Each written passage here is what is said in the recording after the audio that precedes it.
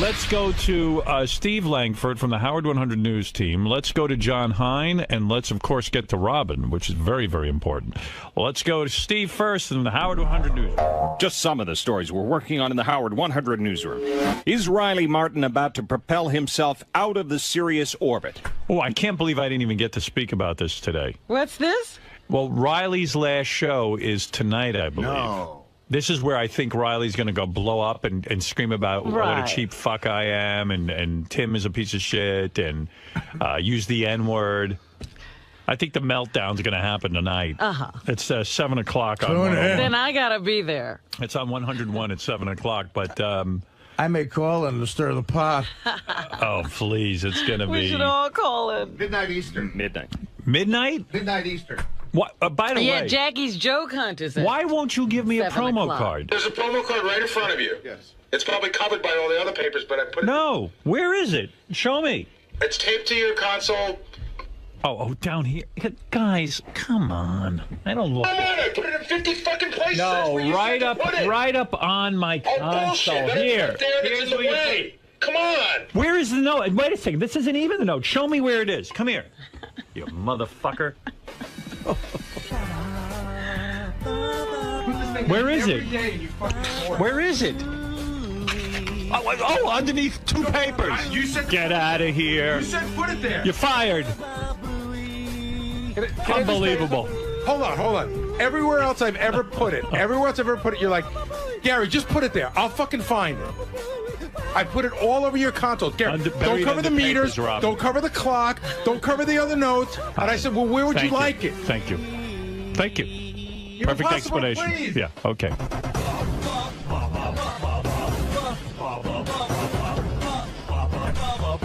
Sal's gonna get his ass kicked.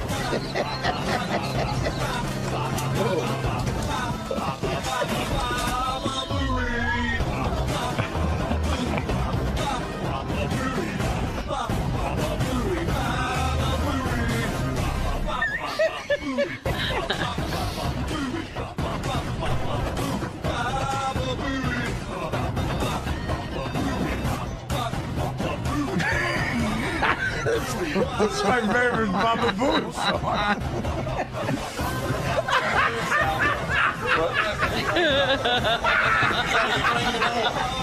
I like this one, too. This is a good one. You can do that.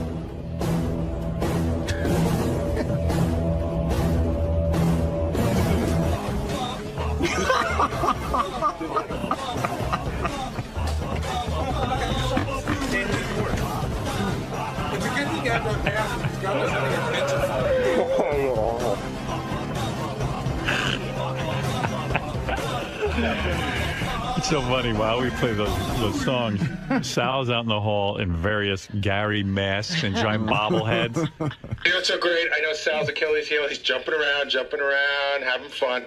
And did you see the way he just walked away dejected? Yeah. I said, it's a good thing you have that fucking mask. None of your bits are funny. Then he just walks away all bummed out. That deflates him.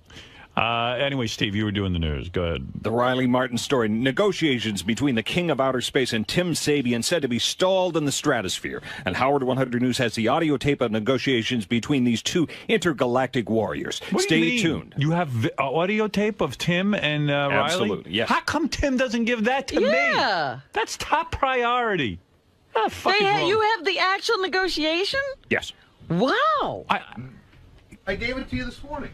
No, Where is it? everybody gives you everything. What? Scott has it. No one shows it to me. Gary, get in here. Hold on. What are you This is the first I'm hearing about it now. Jason said he gave it to Scott this morning. But where is that fucking nincompoop Scott keeping material from me, that motherfucking bald asshole? Why do I have him in my life? Scott, get out of my life. Where is my tape? You scumbag. Yes, I'm a scumbag. You know, I'm not laughing, you fuck. No, it's Jason Where is my tape? Jason gave it to me and said, "Work on it when you get a chance. It's 8 minutes, and we were going to cut it down." I said, "All right, I'll get to it." When would you get to it? Well, he said it wasn't top priority. If I was told, Jason, so now it's you fuck. If I was told that it was going to be needed right away, I'd do it. No one knows that. What a deflection seminar this is. So what are you doing?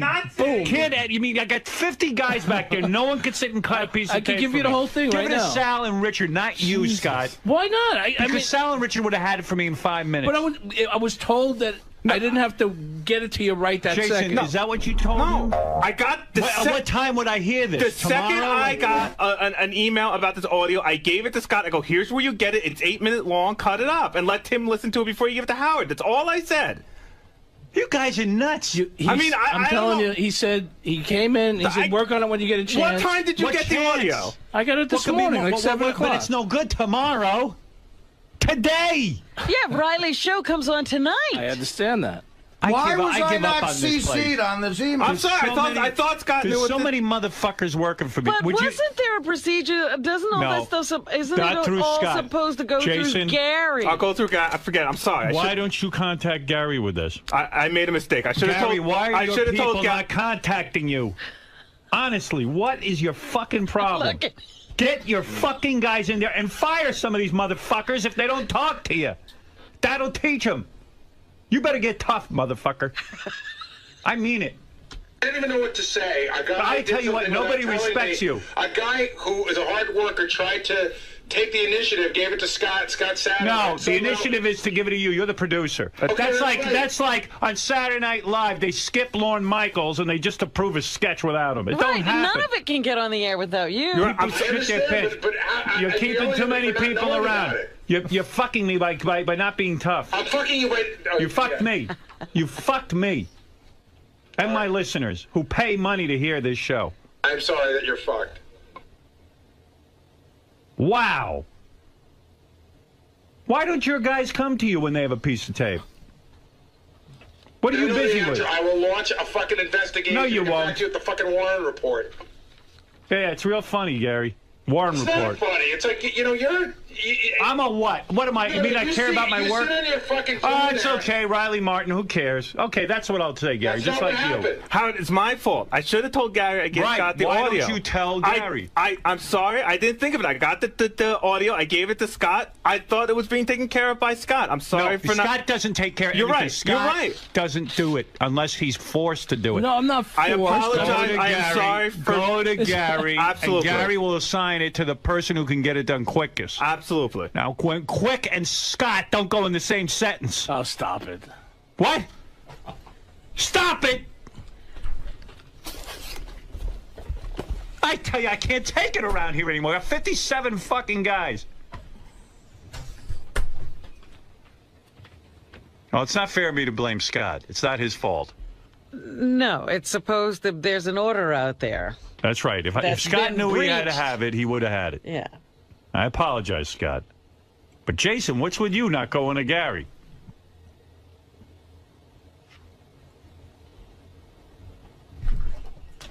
Where's Scott? Come here. I want an apology. I'm out of my mind from this. You see, I hate this. No, I understand. Why are you making my life miserable now? I gave it to the guy. Go to Gary. That's what I got the fucker here for. Okay, I'll give everything to Gary. Think I got him here for his looks? I gave Scott the audio at 7 a.m. this morning. I didn't know it was going to be a thing. But it's never going to come out of there if You're Scott right. doesn't know that. You're right. I'm sorry for trusting Scott. I'm sorry. I can't blame I'm sorry. Scott. Don't apologize to me. Don't trust Scott. No, I'm apologizing to you. This is not your fault. I mean, I even had it on my computer. I was just trying to get to it for the morning. I'm not mad at you. It's just, it should have been done. We're all to blame. No, We're all you are not to blame. I said you're not to blame. Okay, fine. Accept it. Thank you. Jason's got to go to Gary. He's right. I skipped a step. I apologize. Don't skip steps around here. I'm sorry. I won't. Jesus. Riley Martin negotiation tape, and Steve Langford has it. If I wasn't standing here, you'd have it already. All right, thank you. Thank you for that. I mean, come on. We got good material. We die for material like that. We'll play it at noon. I think you guys are dieting too much. Your brains are getting cooked. What do you think of that, John Hine? I mean, really, what do you think of this? I think... Isn't that a major piece of tape?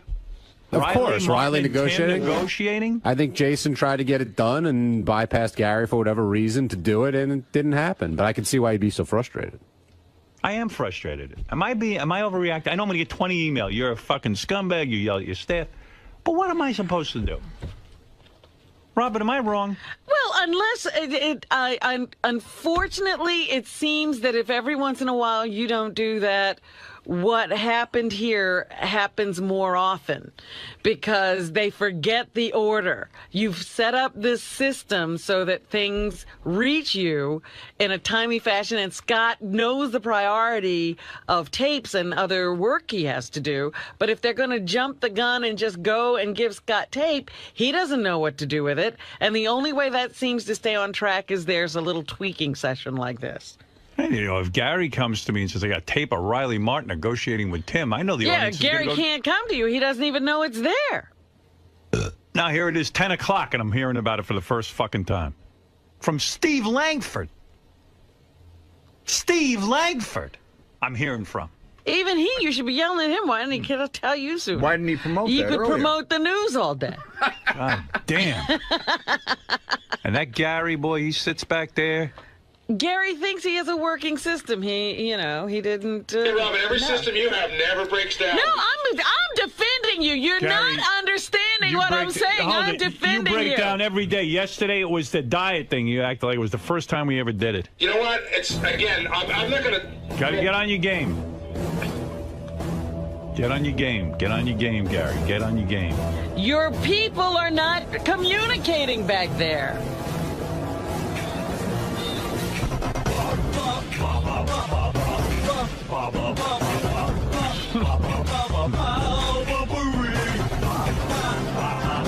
You should be screaming like that. Oh, my God.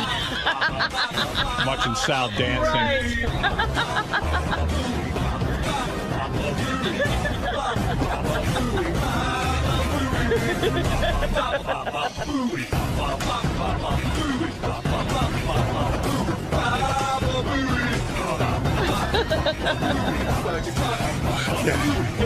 I'm out of breath. Robin, can I do the news? No. Let me ask you something. Can you yell at the people out there like Howard yells? No, he can't. That's what the problem is. Will and Jason, I can't yell at the people like that if he doesn't have a microphone. Give me a microphone and I'll yell at him. Good. Yell at him, Dave. You got a microphone right now. You got a microphone, yell. Let's hear it. Listen, you fucking assholes. Don't fucking make me look like shit. Right. That sounded real good. Sounds like you're real pissed. Yeah, you know what it is, though, too? It's my fault because, like, even with Gary, every day, do what you want, laissez-faire, and everyone just takes advantage of my... I'm a nice guy. That's my problem. I am a nice guy. You're not. No, I am. Unfortunately, I am, Gary. If you think that let me tell you something. If somebody was going past Lorne Michaels, it wouldn't be here. But you sure no one's ever fucked up on Lorne Michaels' show ever? I don't know. That makes one mistake, I tell you what, fired. Nothing gets on the air except for Lorne Michaels knowing about it. I'm sure that everyone that makes any sort of mistake is you know what, fired. Gary, I'm not going to argue with you. You're right, I'm wrong. What do I know? I'm not saying that I'm right. You did a great job.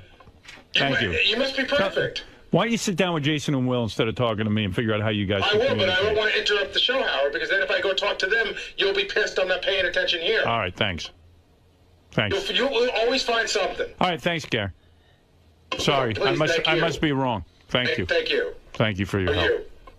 Yeah, go find the tape. All right, Steve, what other tapes do you have that I don't know about? Well, so if you don't hear that tape here in the next hour, stay tuned to Howard 100 News all day long as we hear... You won't hear it in the next hour. At some point, I got to end this show. It's already 10 o'clock. What, am I sitting here all fucking day and do shows? Well, he's 4 talking hours. about the news. You won't be here to hear it. Oh. Steve, don't start suggesting when we finish the show now. That's your fault. Now go ahead. We will hear Riley Martin go at it with Tim Sabian. Riley reportedly seeking $20,000 a show, $10,000 for his co-host. Oh, would I love to hear that? But this is unreal to me. I'm going home. I can't take it. My head's going to explode. I fucking hate this. Early lunch. 57 people here. Well, we got to hire another person. How many people am I going to hire? Just get a piece of goddamn tape on the air. Remarkable. Yes. Is tonight the end of the Riley Martin Show, midnight Eastern, Howard 101. What, you got a tape now, Gary, so I can go to 3 or 4 o'clock? What do you think I am, Robo DJ? Would you rather not have it? I know we didn't have it, so we got past that. You yelled at me for that. Would I rather not have it? No, because you know I'm going to listen to it. And I'm going to do. I don't want to disappoint my audience. Of course, I got to have it now, but I'll go till 2 o'clock in the afternoon. All right. Then yeah, all right. It's not ready. It's all right with you. Then it's not ready. Get the fuck out of here. What the hell's wrong with you? Don't play games with me, pal. If you want it, it's there. If you don't want it, then don't fucking Good, good. Well, then put it up so I can be here till 3 o'clock in the afternoon. It's up. Maniac. It's up. Good. Motherfucker. Yeah, but I'm a dog. I'll see you want to know all where day. the fuck it is or not? That's all I want to know. You already browbeat the shit out of me, so do you want to know where it is? I don't want to know anything from Okay, you. then Don't tell me anything. else Just go meet with Jason and we'll figure out how you're going to get this shit on the air during my time slot. I like he's angry at me for wanting to get things done right. That's the reverse psychology. These guys going to yell at me because I want it done right. Because I wanted it at 6 a.m., not at 10:10. You're yelling at me for giving it to you now. That's not why I'm yelling at you, Gary. What can I possibly do besides fucking do die? your job. Besides die, do your job. Do your job. Do your job. That, now what? I don't know. Exactly. I don't know what you can do. How am I supposed to know? Don't yell at me, fuckface. You're the one who screwed it up. I'm saying if you don't know what I'm supposed to do, I'm trying to give it to you now, and you're just, no matter what I do, if That's I right. breathe, It's you're going to yell at me. It's done. Thank you. Damage done. Am I asking too much? Am I, Robin? You're the voice of reason. It's a very simple thing, and quite frankly, it's true. Nothing gets on the air without going through Gary. Yeah. They forget the system. It's like no one can retain that information. Can't retain it. I'm going to write a big sign. Retain what? That I didn't know there was a piece of paper? Retain that people your don't go staff through is you. not following the rules. What do you want? How many times are we going to work on it? How many times before we throw our hands up in the air and say you can't run your staff? Thank you. There should be a big sign in there. Everything goes through Gary. That's it. Artie, am I crazy? Wake up. Listen, obviously there's people in the back who don't operate at the same intellect level that we do. Here you go. Here you go. Here's the tape now, boss. It's 11 past 10 o'clock. I'll do Why don't you anything. start doing it now? I'll do anything to get out of here by a quarter. You could be here till 5 p.m. Do a show all day, and we'll get to everything. Realize, of course, that you spent more time bitching about it than actually playing. Don't tell me what I'm doing wrong now. Worry about what you're doing wrong. I'll figure out my fucking situation. Now, for people who we were talking about this a couple of weeks ago, this is what the Thursday meeting used to be like for 2 hours. It's not true. I wouldn't talk this much at all. Did I overreact? No. Am I overreacting? I mean, I don't know. You see, this show matters to me so much. A tape like that, to me, sounds funny. And there's an ebb and flow to this show. I plan it out in the sense that I go, okay, I got 5 cool things here to do. And within the 4 hours, and then usually the last hour, Robin wraps things up. So I'd like to, at some reasonable time, say, hey, look what I got, make a big deal about it. You understand? In other words, I know in the grand scheme of life, it's not important to people. But I take this show seriously, and I've got 50 guys back there. But it won't nearly be as pertinent if Riley's gone after tonight. Yeah, tonight, and then I could have promoted his show. Yeah. I mean, it's a big deal that we have that tape. And Tim does his job, gets the tape, gives it to Jason, and then it's almost like, well, what else am I missing, too? Like, can I trust these guys?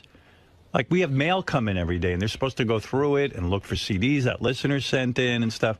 And I tremble at the thought of what is missed because I take this job so seriously. That's why I'm successful at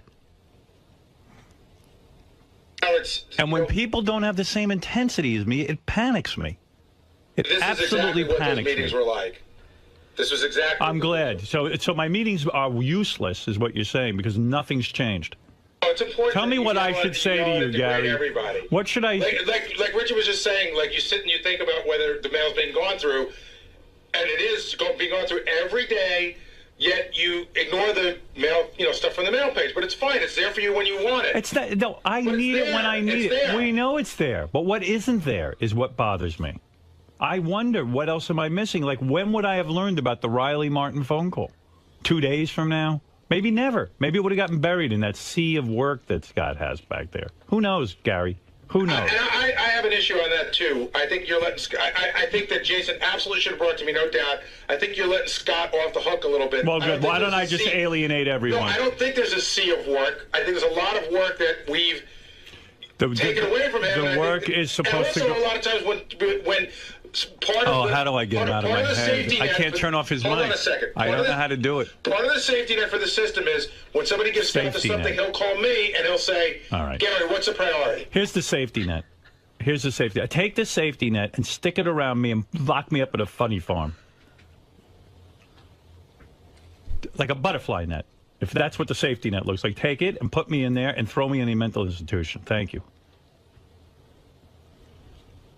Safety net. Just bring all the shit to Gary, and Gary knows about it, and he tells me. Such a simple system. I don't know. How much more... How easy can it be? Because of all of these kinds of things, that's why the system of bring everything to Gary was created. Yeah. Unreal. I'm exhausted. I'm drained. I rely on Gary to run this.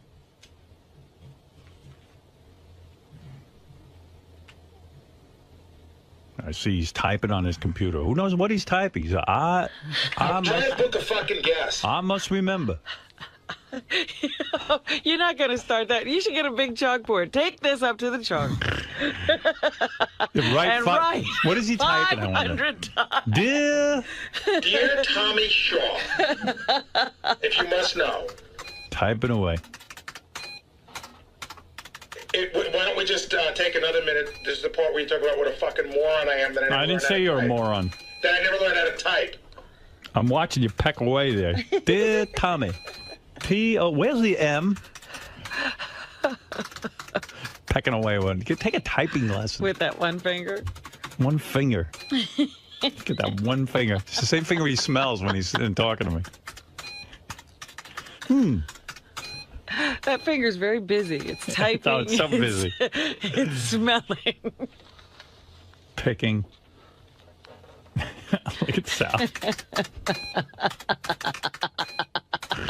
Sal's typing. Got his monkey costume on. Pecking away one finger at a time. All right. Thank you. I don't know. It's like if you found out your accountant misplaced 20 grand, then you'd say, well, gee, I wonder what else he misplaced. You know what I mean? No, this is more like the IRS comes knocking at your door. And they say, Mr. Stern, we are charging you with tax fraud because you didn't pay. Right. And then you find out your accountant forgot. Yeah, right. Well, it's his fault. Whose fault is it? I mean, I'm drained. And when he says you're letting Scott off the hook, that means he doesn't want to yell at Scott. Right. I believe I have no problem with that, Robin. Okay. It's not Scott's then yell fault. at Scott. It's not Scott's fault. fault. But if Gary has an issue there, then he should take care of it. He shouldn't give it back to you. Yeah. Oh, no. He wants me to go yell at Scott now. I'm not looking for you to yell at Scott. You know what? I'm not going to fuck this. Good. That's the best thing you said today. Somehow it's my fault. I was in good shape today. Did the best I could. Can we do the Riley Martin tape in the news? That could be news. All right, whatever. You're in charge of that. I will work around it. All right.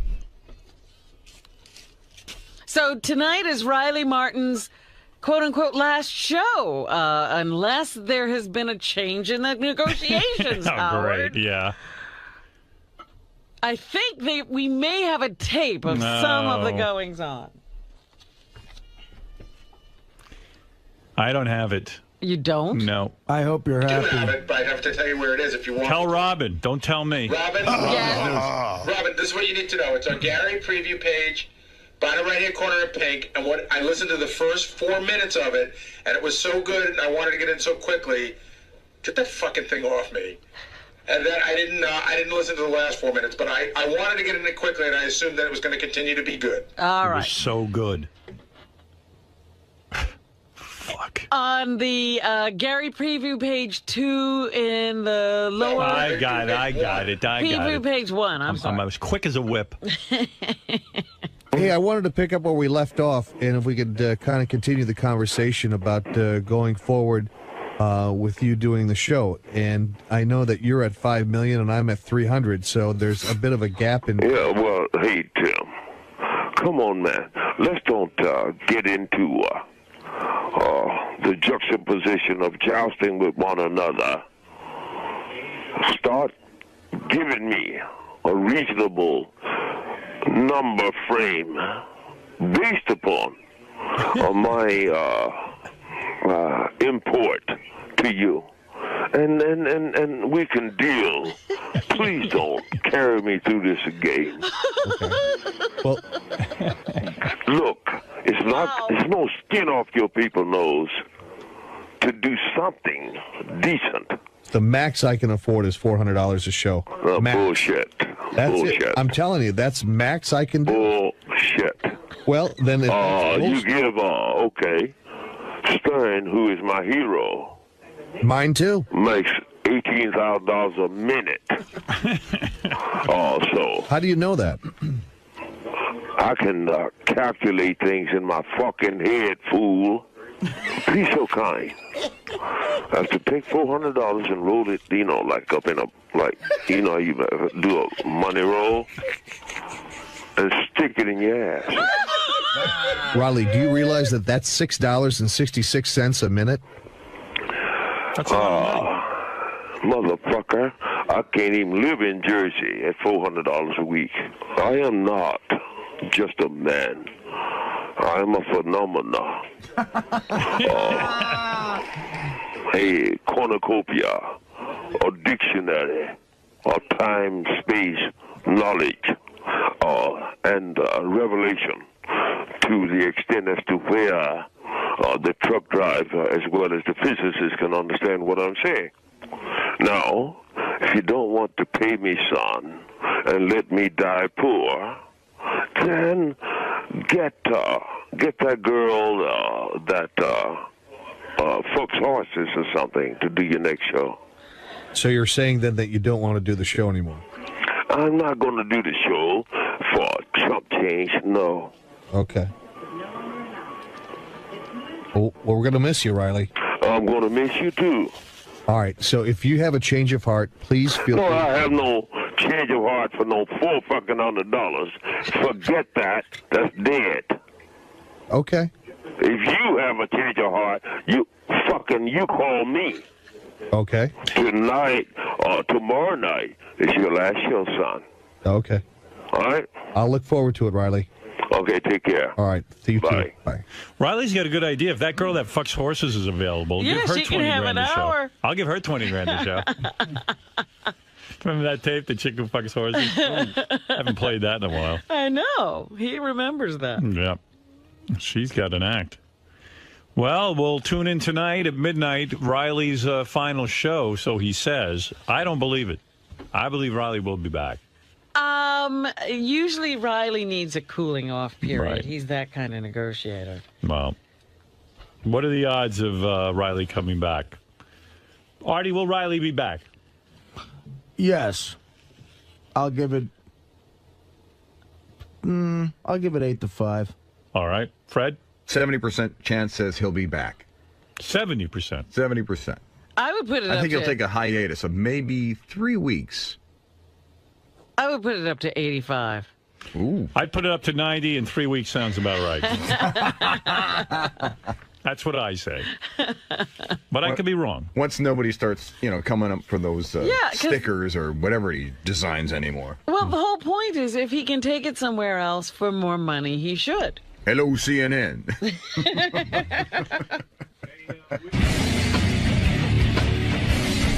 to give Scott something. Thought he'd do it. I thought he'd think, no, it was an awesome piece of tape to work on. Right. But he needs Gary to kick him in the ass. That's all. So I should have gone to Gary. Should have let Gary know about it much earlier. I didn't think about it, and now I'm getting fucked for it. Jason Kaplan seems to think that you're at fault and that you should have known that this should be done in a timely manner. Well, I know is he came in here and he said, "Here, you get the audio. Here's the phone call." I said, "When do you need it?" He said, "Just listen to it. Cut it down, and when you get some time, then I'll listen to it and we'll see what we got." But he conveyed no sense of urgency, Scott. No, not that. If he would have, if he would said, "We want it for today's show," it'd be good for Howard to get it. I would have done. I started working on it, and then I got interrupted by other things, and then I was getting back to it. When Howard had just called for it. There is no trust left here. Everything will go through Gary. So from now on, that's it? Everything's going through Gary. At the very least, if something goes wrong, then I'll yell at Gary and not me. If for that reason only, I will put everything through Gary. Listen, it all leads to me. I run the show, so absolutely can't start blaming underlings for shit. Well, Jason's stance seemed to be that Scott needs to have a sense of urgency. He needs to understand that something with Riley... He does and he doesn't. I wish that Scott would have said to me, sometimes he gets stuff, and what he would do in the past would call me and say, "Hey, I got all this stuff, prioritize it for me." But we're supposed to give it to him and prioritize it for him first. Throwing out, the parameters of what people's jobs are. Right. Yeah, Scott probably should have looked at that and go, "Wow, this is pretty important." But I don't know what else Scott had on his plate. I don't know what else he was doing. Maybe he had something that was more important. But I wish he would have said to me, "Hey, Gary, Jason gave me this." Generally, he would say to me, "Hey, Gary, Jason gave me this Tim Riley call," and I would be like, "Oh, let me come in and listen to it." But he didn't, and then it falls right on your lap. Right. And then the entire, Howard's hammering on you. It turns into a whole, I need to start cracking the whip. This laissez-faire attitude doesn't work. Yeah, I mean, that's the part that bums me out, because it's not a laissez-faire attitude. And then he went into that whole rap about how he doesn't know what else isn't getting done out here. And he's not out here. He doesn't see the operation. So when one thing goes wrong, to suggest that the whole operation's a shit operation, it bums us out, because it's not. So we do an unscripted, unrehearsed show. And considering that, I think we do a very good job. All of us. Howard, Robin, and the guys in the back office. Speaking of the guys in the back office, when all this is going down, Sal, as always, is just ready to hammer on you. He's ready to just kick you when you're down. At this point, are you just so used to it that it doesn't faze you, or is there still that little part of you that's like, "Fuck you, man"? You know what? He's struggling because he's been writing bits and Howard hasn't been playing them, and he hasn't been that funny. He hasn't really written a funny bit since December, so he's got to fall back on what made him famous. I guess it's like, when a one-hit wonder has to play that same stupid fucking song over and over again. That's what Sal does. So God bless him. At least he's got a hit song. I don't know what Bob's problem is. I went out, I told Scott to get that audio together, and he didn't do it. And Bob yells at me. What am I supposed to do? It's not like I'm a producer of a show for 20 years. I don't know what to do. I'm just a dumb stupid monkey running around talking about Hall & Oates and John Mellencamp and doing stupid rapper shows. And I talk too much too. So I don't know what Boss's problem is. I gotta go back to typing now. Take care. Goodbye. Dear Mary, please have my bananas ready for me when I get home. I say goodbye. I got work to do.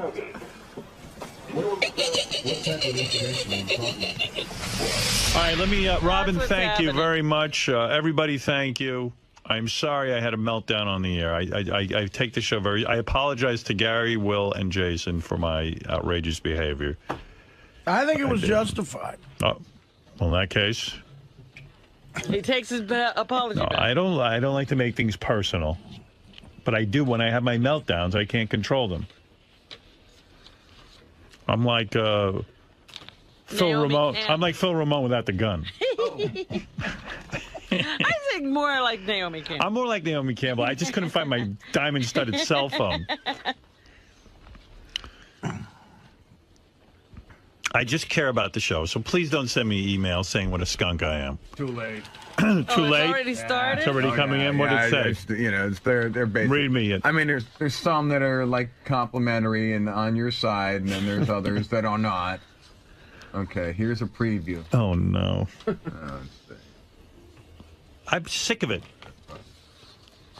I'm sick of me. Howard, you've been such a happy, contented, funny guy since coming over to Sirius, but since you got engaged, you turned back. Okay. I am under some stress. Starting to sound like a bitter old man. Howard is totally wrong. Mistakes happen. It's okay. He doesn't have to blame Gary and yell at him for every little thing that doesn't go right. He's right. He's right. Gary does a great job, and Howard should kiss his feet every day. All right. Howard, lay the fuck off of Gary. He has covered your seagull ass more times than you know. It's your fucking problem if your people don't know what to do with good tape.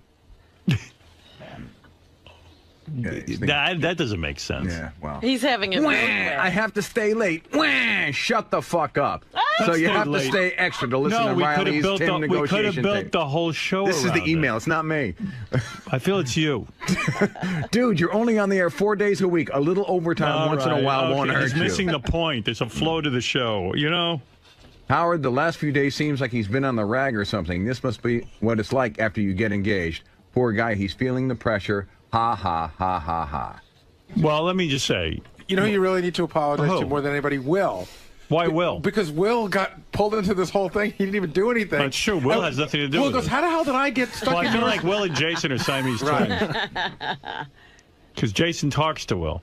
Right. And used to live with him. Right. Will, I apologize to you for sucking you into this. You had nothing to do with it. Jason, Gary, I am over the top, clearly.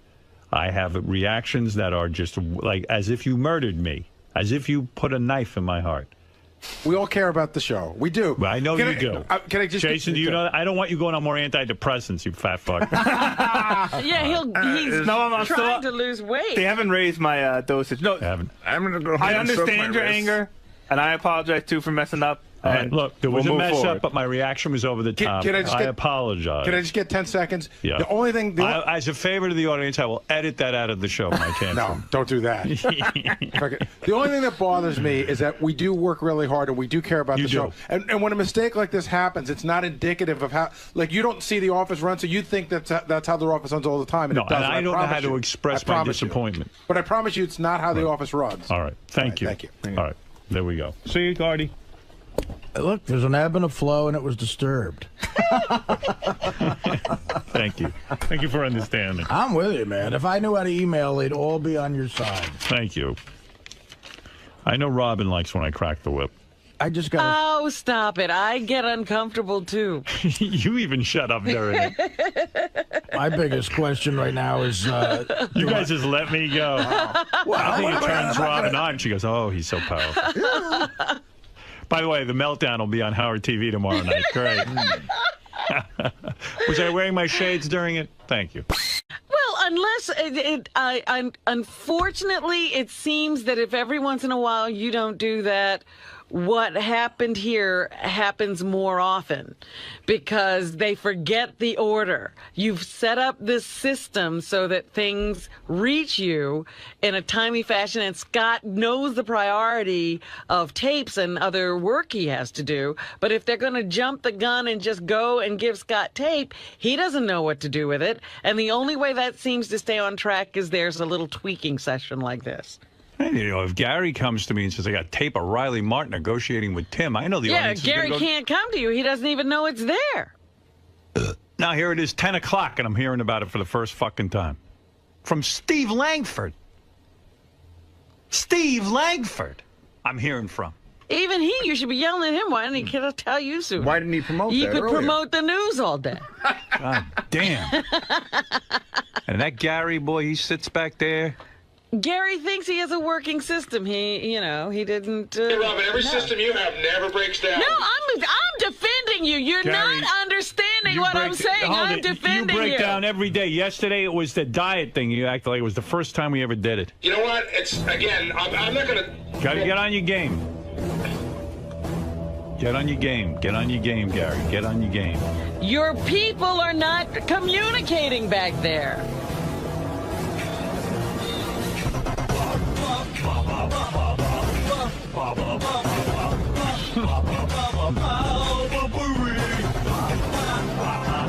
You should be screaming like that. Oh, my God. I'm watching Sal dancing.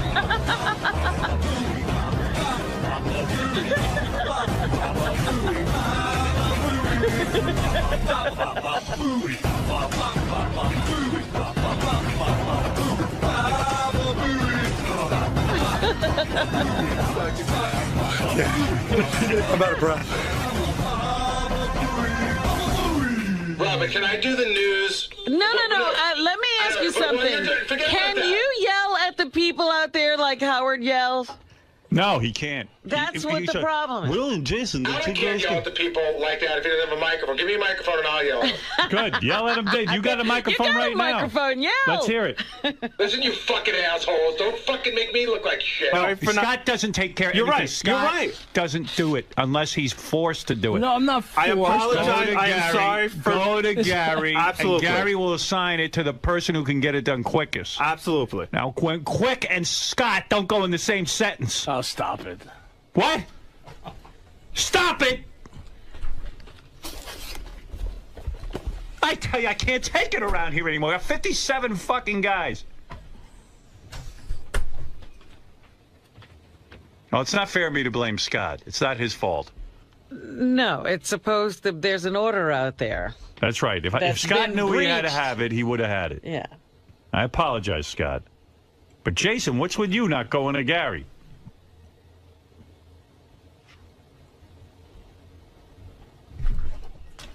Where's Scott? Come here. I owe an apology. I'm out of my mind from this. You see, I hate this. No, I understand. You're making my life miserable now. I gave it to the guy. Just go to Gary. That's what I got that fucker here for. Okay, I'll give everything to Gary. Think I got him here for his looks? I gave Scott the audio at 7 a.m. this morning. I didn't know it was going to be a thing. But it's never going to come out of there if Scott doesn't know that. You're right. I'm sorry for trusting Scott. I'm sorry. I can't blame I'm sorry. Scott. Don't apologize Don't to me. trust I mean, Scott. you know, No, I'm apologizing to you. This is not your fault. I mean, I even had it on my computer. I was just trying to get to it through the morning. I'm not mad at you. It's just, it should have been done. We're all to blame. No, We're all you are not to blame. I said you're not to blame. Okay, fine. Accept it. Thank you. Jason's got to go to Gary. He's right. I skipped a step. I apologize. Don't skip steps around here. I'm sorry. I won't. Jesus. Riley Martin negotiation tape, and Steve Langford has it. Man. If I wasn't standing here, you'd have it already. All right, thank you. Thank you for that.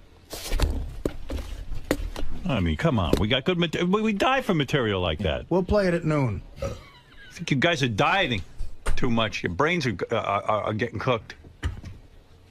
What do you think of that, John Hine? I mean, really, what do you think of this? I think... Isn't that a major piece of tape? Of course, Riley negotiating. I think Jason tried to get it done and bypassed Gary for whatever reason to do it, and it didn't happen. But I could see why he'd be so frustrated. I am frustrated. Am I overreacting? I know I'm going to get 20 emails. You're a fucking scumbag. You yell at your staff. But what am I supposed to do? Robin, am I wrong?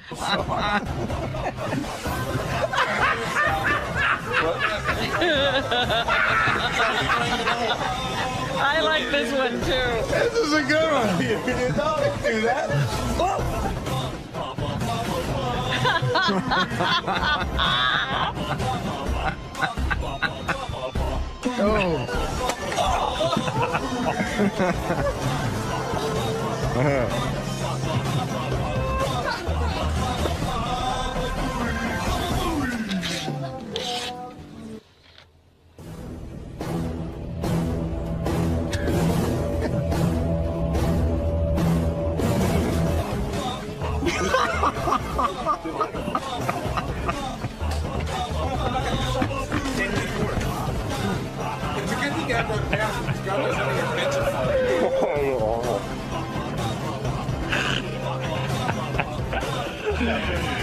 It's so funny. While we play those songs, Sal's out in the hall in various Gary masks and giant bobbleheads. You know what's so great? I know Sal's Achilles heel. He's jumping around, having fun.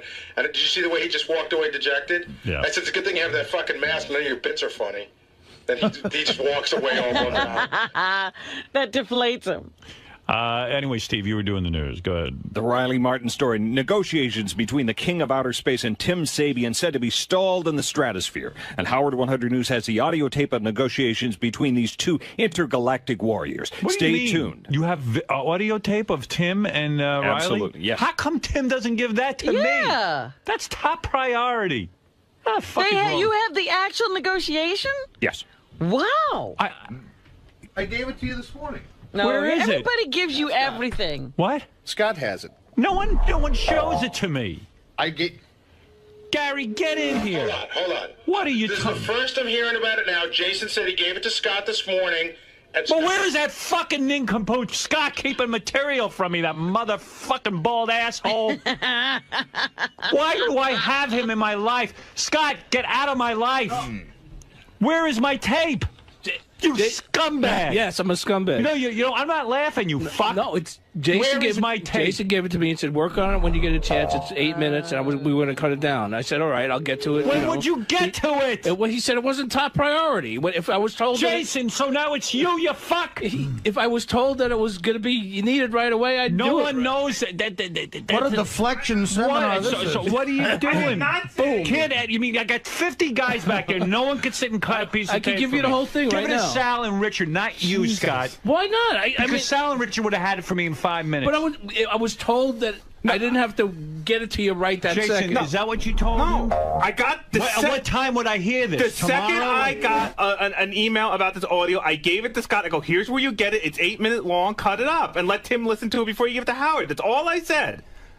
You guys are nuts. I'm telling you, he said he came in. He said, "Work on it when you get a chance." What time did you get the audio? I got it this morning, like 7 o'clock. But it's no good tomorrow. Today. Yeah, Riley's show comes on tonight. I understand that.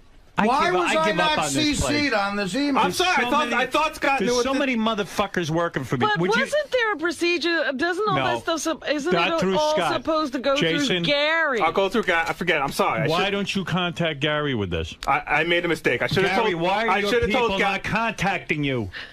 Honestly, what is your fucking problem?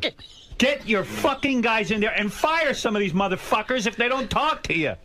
That'll teach them. You better get tough, motherfucker.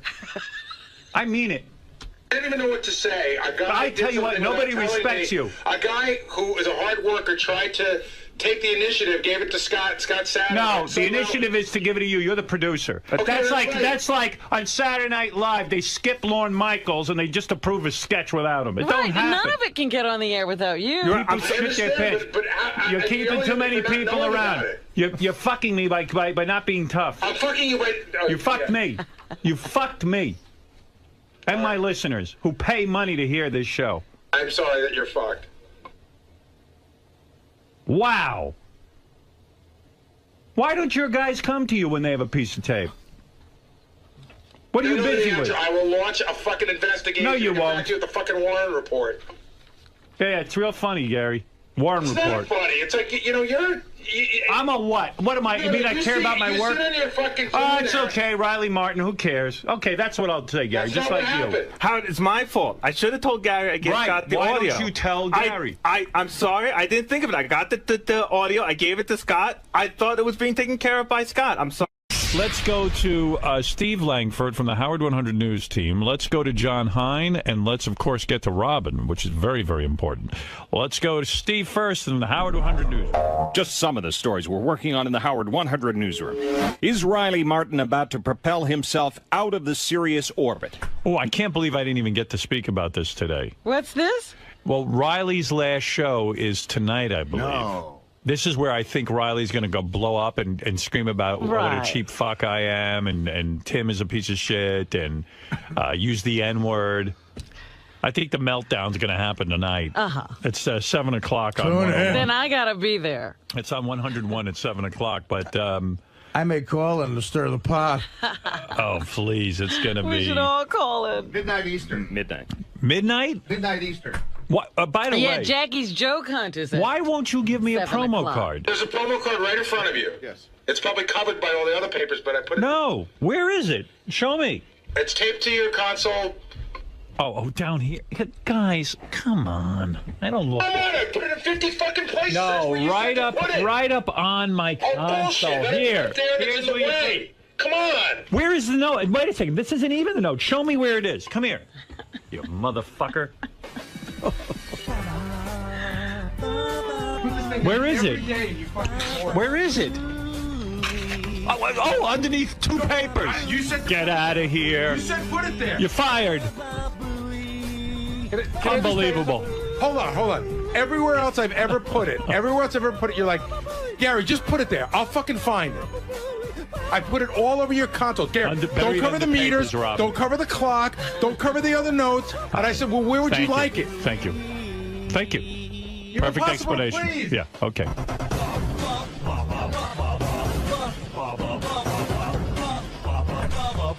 Sal's gonna get his ass kicked.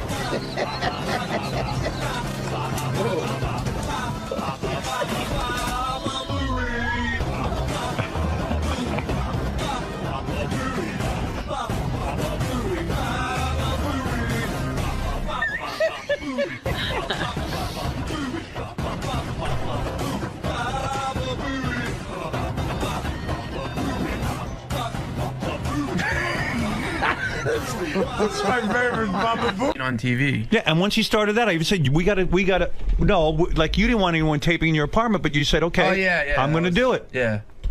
And that's fair. I can't understand why she wouldn't want it. It would make it. Well, because she's not understanding that actually that's the only thing that's. If you're going to be in this business and you're going to be on the Howard Stern show, if the TV is there, it actually becomes something people like. They even pointed out yesterday that they were on the balls of their butt with the Ronnie Block party until you saw the footage and it went on Howard TV. Yeah, what you do is you pray that it gets on Howard TV. You're 100% right. And then your business grows. So anyway, that's my ruling on all of this. If you've got restrictions, and I've got restrictions, don't bring it up on the air. Don't mention it on Howard Stern Radio, Howard Stern TV, because to me it's all Howard Stern everything. It's a business. Howard, if you care, Lieberman gave me sort of an update. What's up? Tell me the update. She called everybody who bought a ticket. Yeah. And everybody except for being on TV except for one person. Yeah, so she's trying to figure out how to handle it. I got it all figured out. Never, ever bring up anything you're doing outside of these channels again. And if that person doesn't want to be on TV, tell them not to come. Refund their money. Right. But from now on, everything is on TV. I don't want to hear people telling me they're picking and choosing, because I'm picking and choosing. I'm picking and choosing. And if you choose not to be on the team, then don't do it. And listen, Lisa does a fine job and everything, and I would never ask her to be on TV if she's just doing it. But if you're going to start using the airwaves to promote events and use my audience, then you've got to give something back. That's how I feel. Now, what do you think of that, Doug? Your Honor, I think it's a great decision. Right. That's why I'm America's judge. That's right. What is your ruling, Your Honor, on her appearing on Howard TV for interviews, like the behind-the-scenes shows? Sometimes she's involved, like when we go out with Benji with the Anthony Weiner press conference. Right. We did a behind-the-scenes show on that, and she was a big part of that, but she refused to be interviewed. What is your ruling on that? She refused to be interviewed without payment. That's ridiculous. I agree. This is all... Listen, it's like I explained the other day. What do you think we're doing here? Howard TV, to me, is no different than Sirius Radio. It's all the same. It's all promotion and promoting. It's the same thing if I said to her when she interviews me, Lisa, I can't be interviewed for Howard 100 News. I need to be paid for this. It's a thought that would never, that's ever psychology. cross a head. If Doug Goodstein, every time we ask him to be on the air, and since I demand payment, I'm fucked. I got to get rid of Doug Goodstein.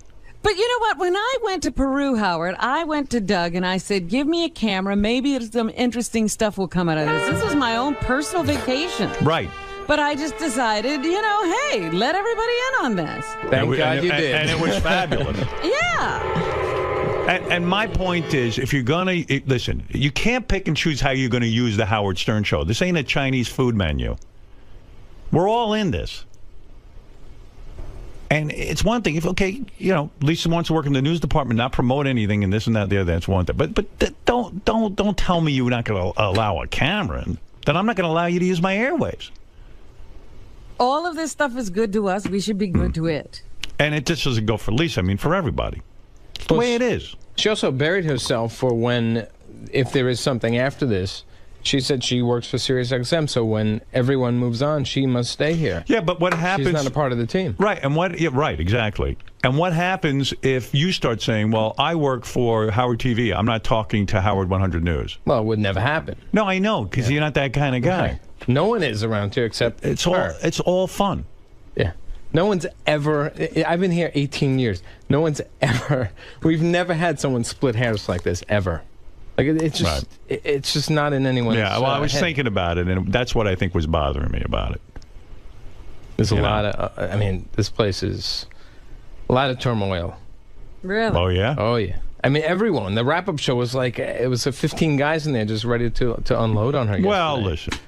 And no one wants to be mean and make her cry, but it seems. I think the thing that's frustrating the most is that she doesn't seem to get it, and it's just like tunnel vision. You know, it's like she sees it her way, and we're all idiots. Well, I see it my way. Well, you're right. It's your show. You're the boss. How she feels about this ruling. But I mean, if anybody else, well, it's a clear ruling, Robin. I'm saying, look, anybody who wants to use these airwaves, the Howard Stern Show airwaves, you can't pick and choose how you want to use them. If you want to start a side business off of me, because this is my audience, this is the way I look at it. You want to start a side business off of me? You want to sell something? All right, I'm open to it. But don't tell me that I can't bring a camera there. Fine, you don't want to bring a camera, then don't use the airwaves to promote it. That's how I feel.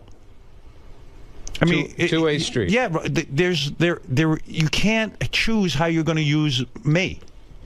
I'm telling you the rules. These are the rules. The judge has spoken. Tell your mother, 𝗛𝘄𝗿, and ask her a review. Ask her to review it. It's a package deal. You can't. It's a package. Now you said something meaningful. Thank you. Package deal. That's a good term. I like that. Good for you, 𝗛𝘄𝗿. And Lisa wants clarification, or anybody else around here wants clarification, come see me. Right now. Right now is the chance to talk about it. Right, Doug? Absolutely. I mean, there's times when people don't want things on camera. Of course, we respect that always. Right. But to just shut it down is just unacceptable. Yes. The thing I don't get is putting it on Howard TV is only going to help. I mean, you may be in embarrassing situations, but ultimately, it's only going to help your product. By the way, Howard TV did a behind-the-scenes of me at AGT, which you sent me to watch last night, the preview. I thought you guys did a great job. Yeah, it was a lot of footage. The guys did a good job, for sure. Good job on that. And then you sent me something else that was kind of fun, too. Medicated Pete? Medicated Pete on Rachel Fine. Holy shit. Is that for real?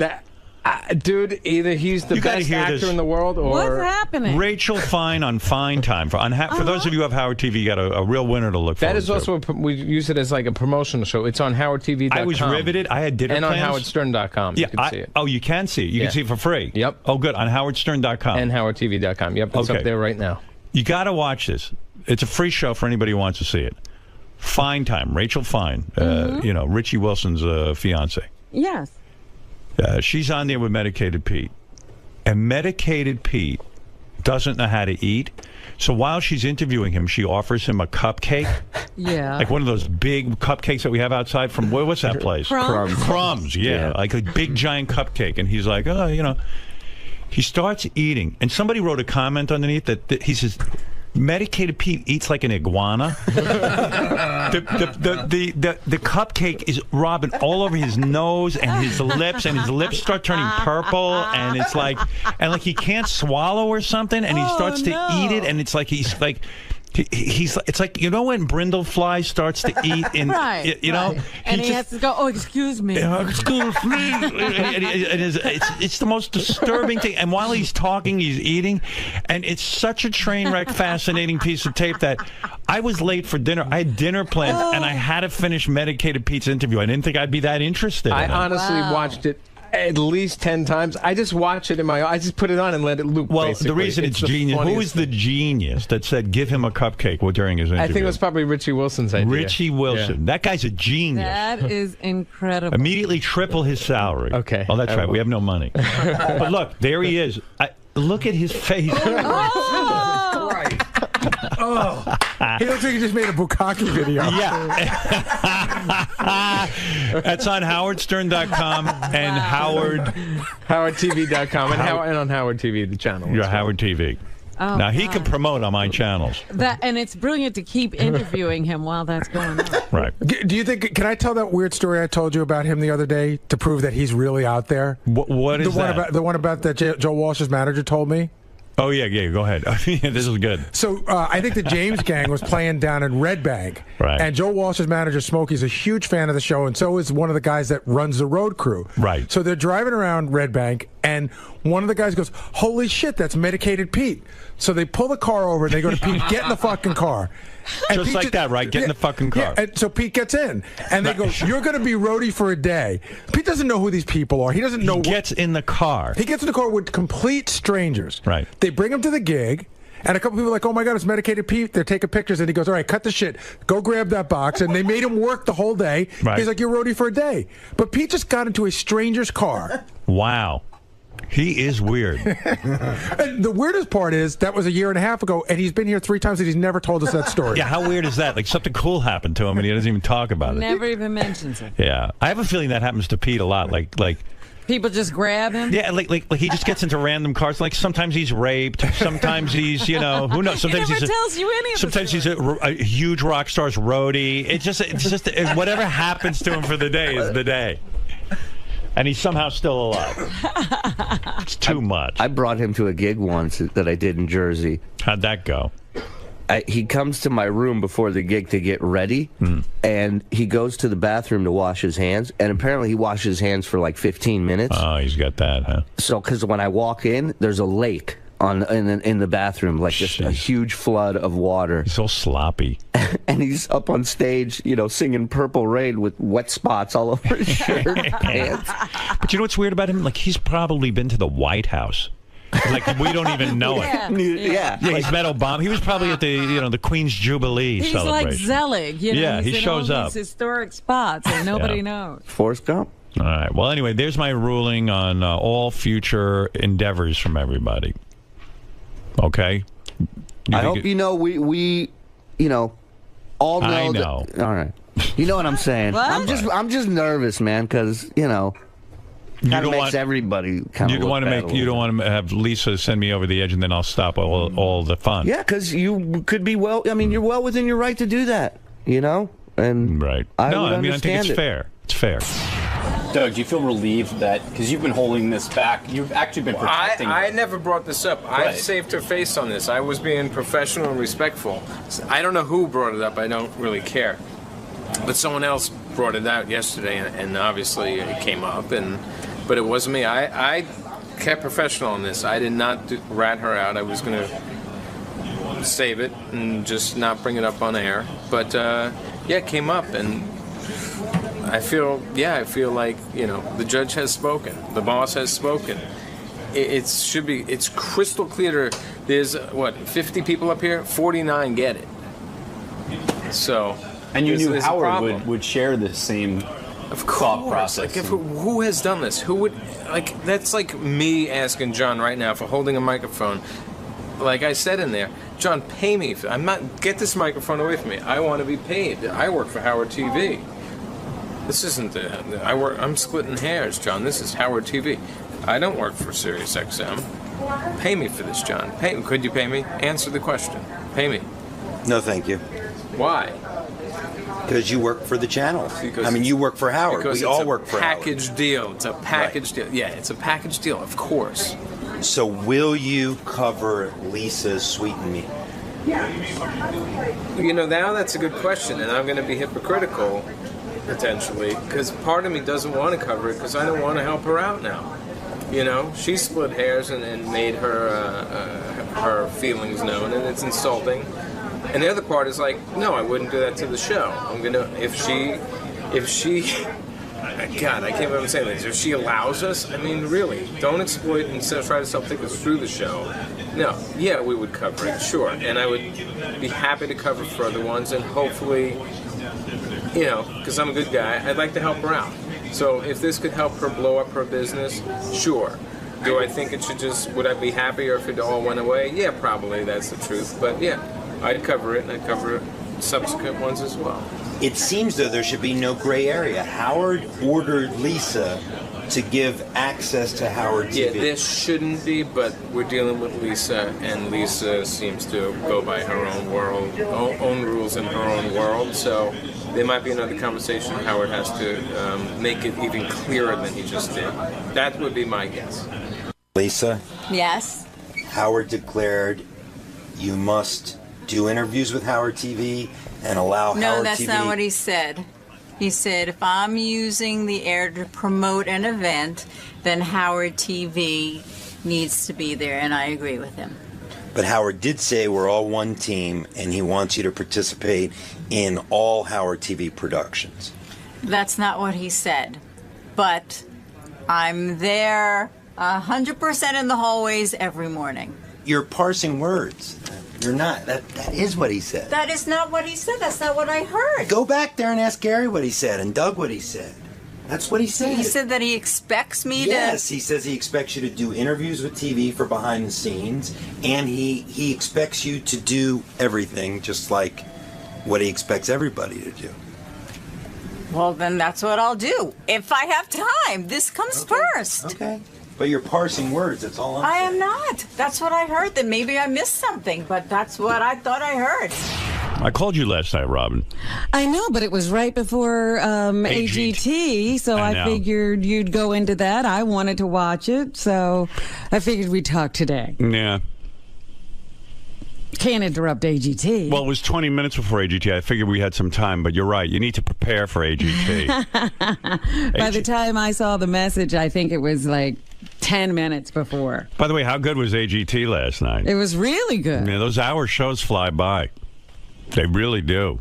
Yeah, you you don't realize when you're sitting inside how much is going on outside of the venue, how much is going on in the wings.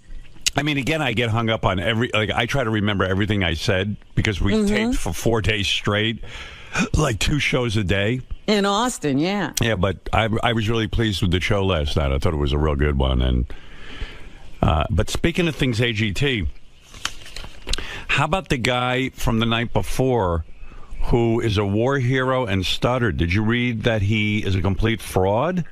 No. Yeah, like it was a total scam. What's even funnier, in some of the papers it goes, Howard Stern was scammed. Like, not even America's Got Talent. Yeah, like you did all the vetting. Yeah, like I run You're not the show. just sitting there. Yeah, no. Well, first of all, there can't be anything more despicable. You know, there's so much on my mind because I am dying to tell people what happens in Vegas. Not just about this guy, but about a lot of the talent. Uh-huh. All I can say this season on America's Got Talent, if you're following along at home, expect the unexpected on every level. Well, tonight or was it next week they were promoting that something's going to happen that's really shocking.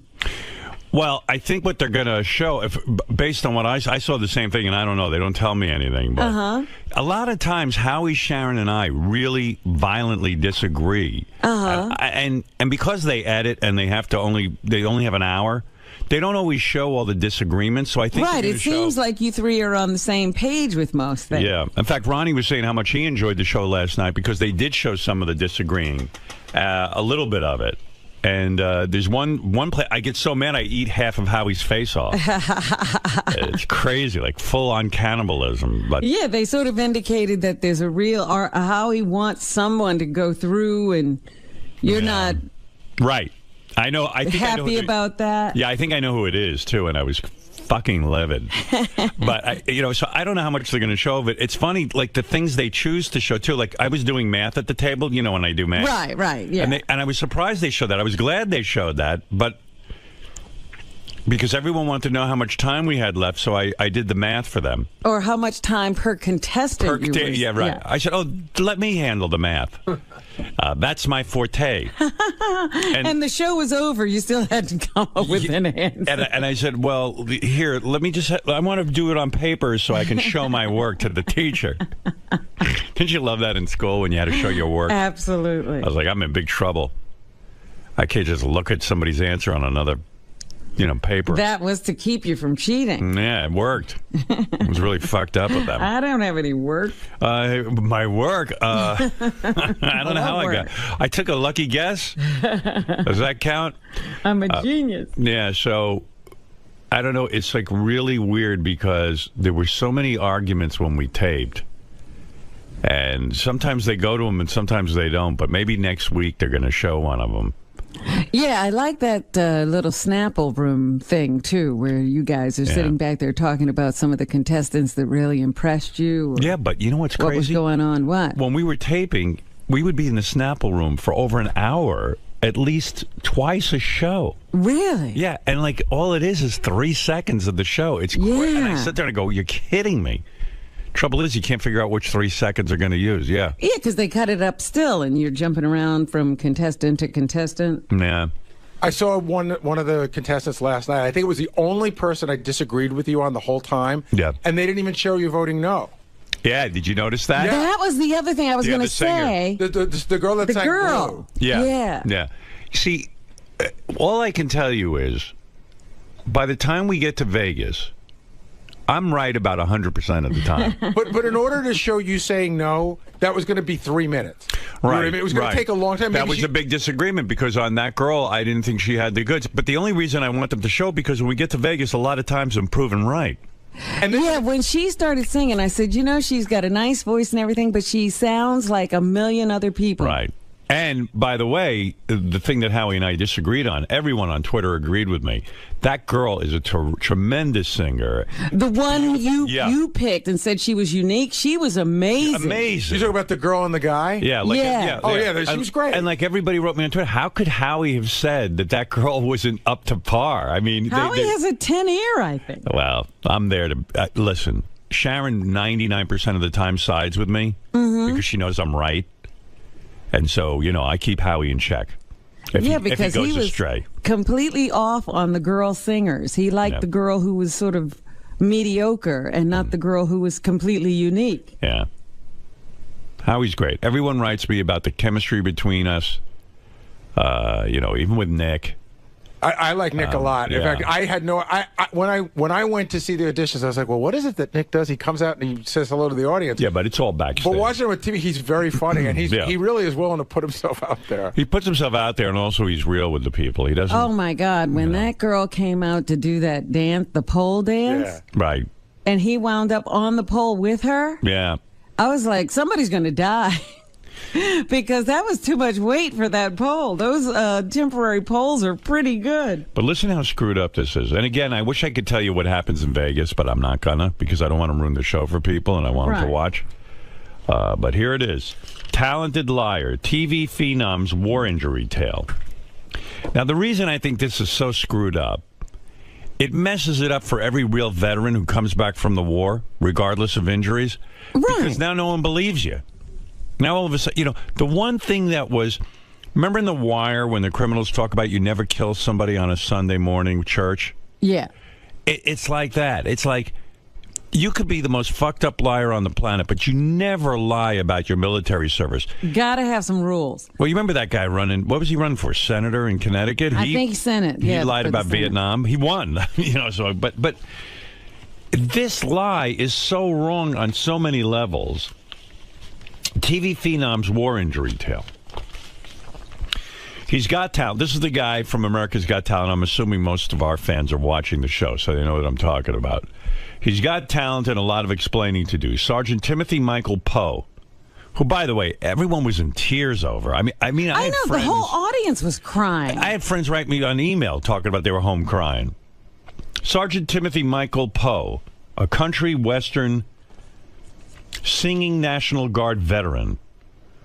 Remember when the National Guard didn't have to go to war? Like now you do. Right. You used to go into the National Guard to stay out. Yeah, forget it. You can't hide now. Michael Poe, a country western singing National Guard veteran who knocked the socks off judges on America's Got Talent Monday night, is a stutterer who claims to have suffered a brain injury during a 2009 tour of duty. If you remember, he said he stuttered after he got blown up. Right, yeah. Military officials said yesterday he had never been wounded. Poe, whose silky smooth rendition of Garth Brooks, If Tomorrow Never Comes, left dozens in the studio audience crying. He said he began to stutter 3 years ago when he was heard attempting to shield his men from a rocket-propelled grenade blast, and now can speak clearly only when he sings. I mean, what an involved story. And by the way, that means like some guy in the military was watching this and said, let me check this guy's record.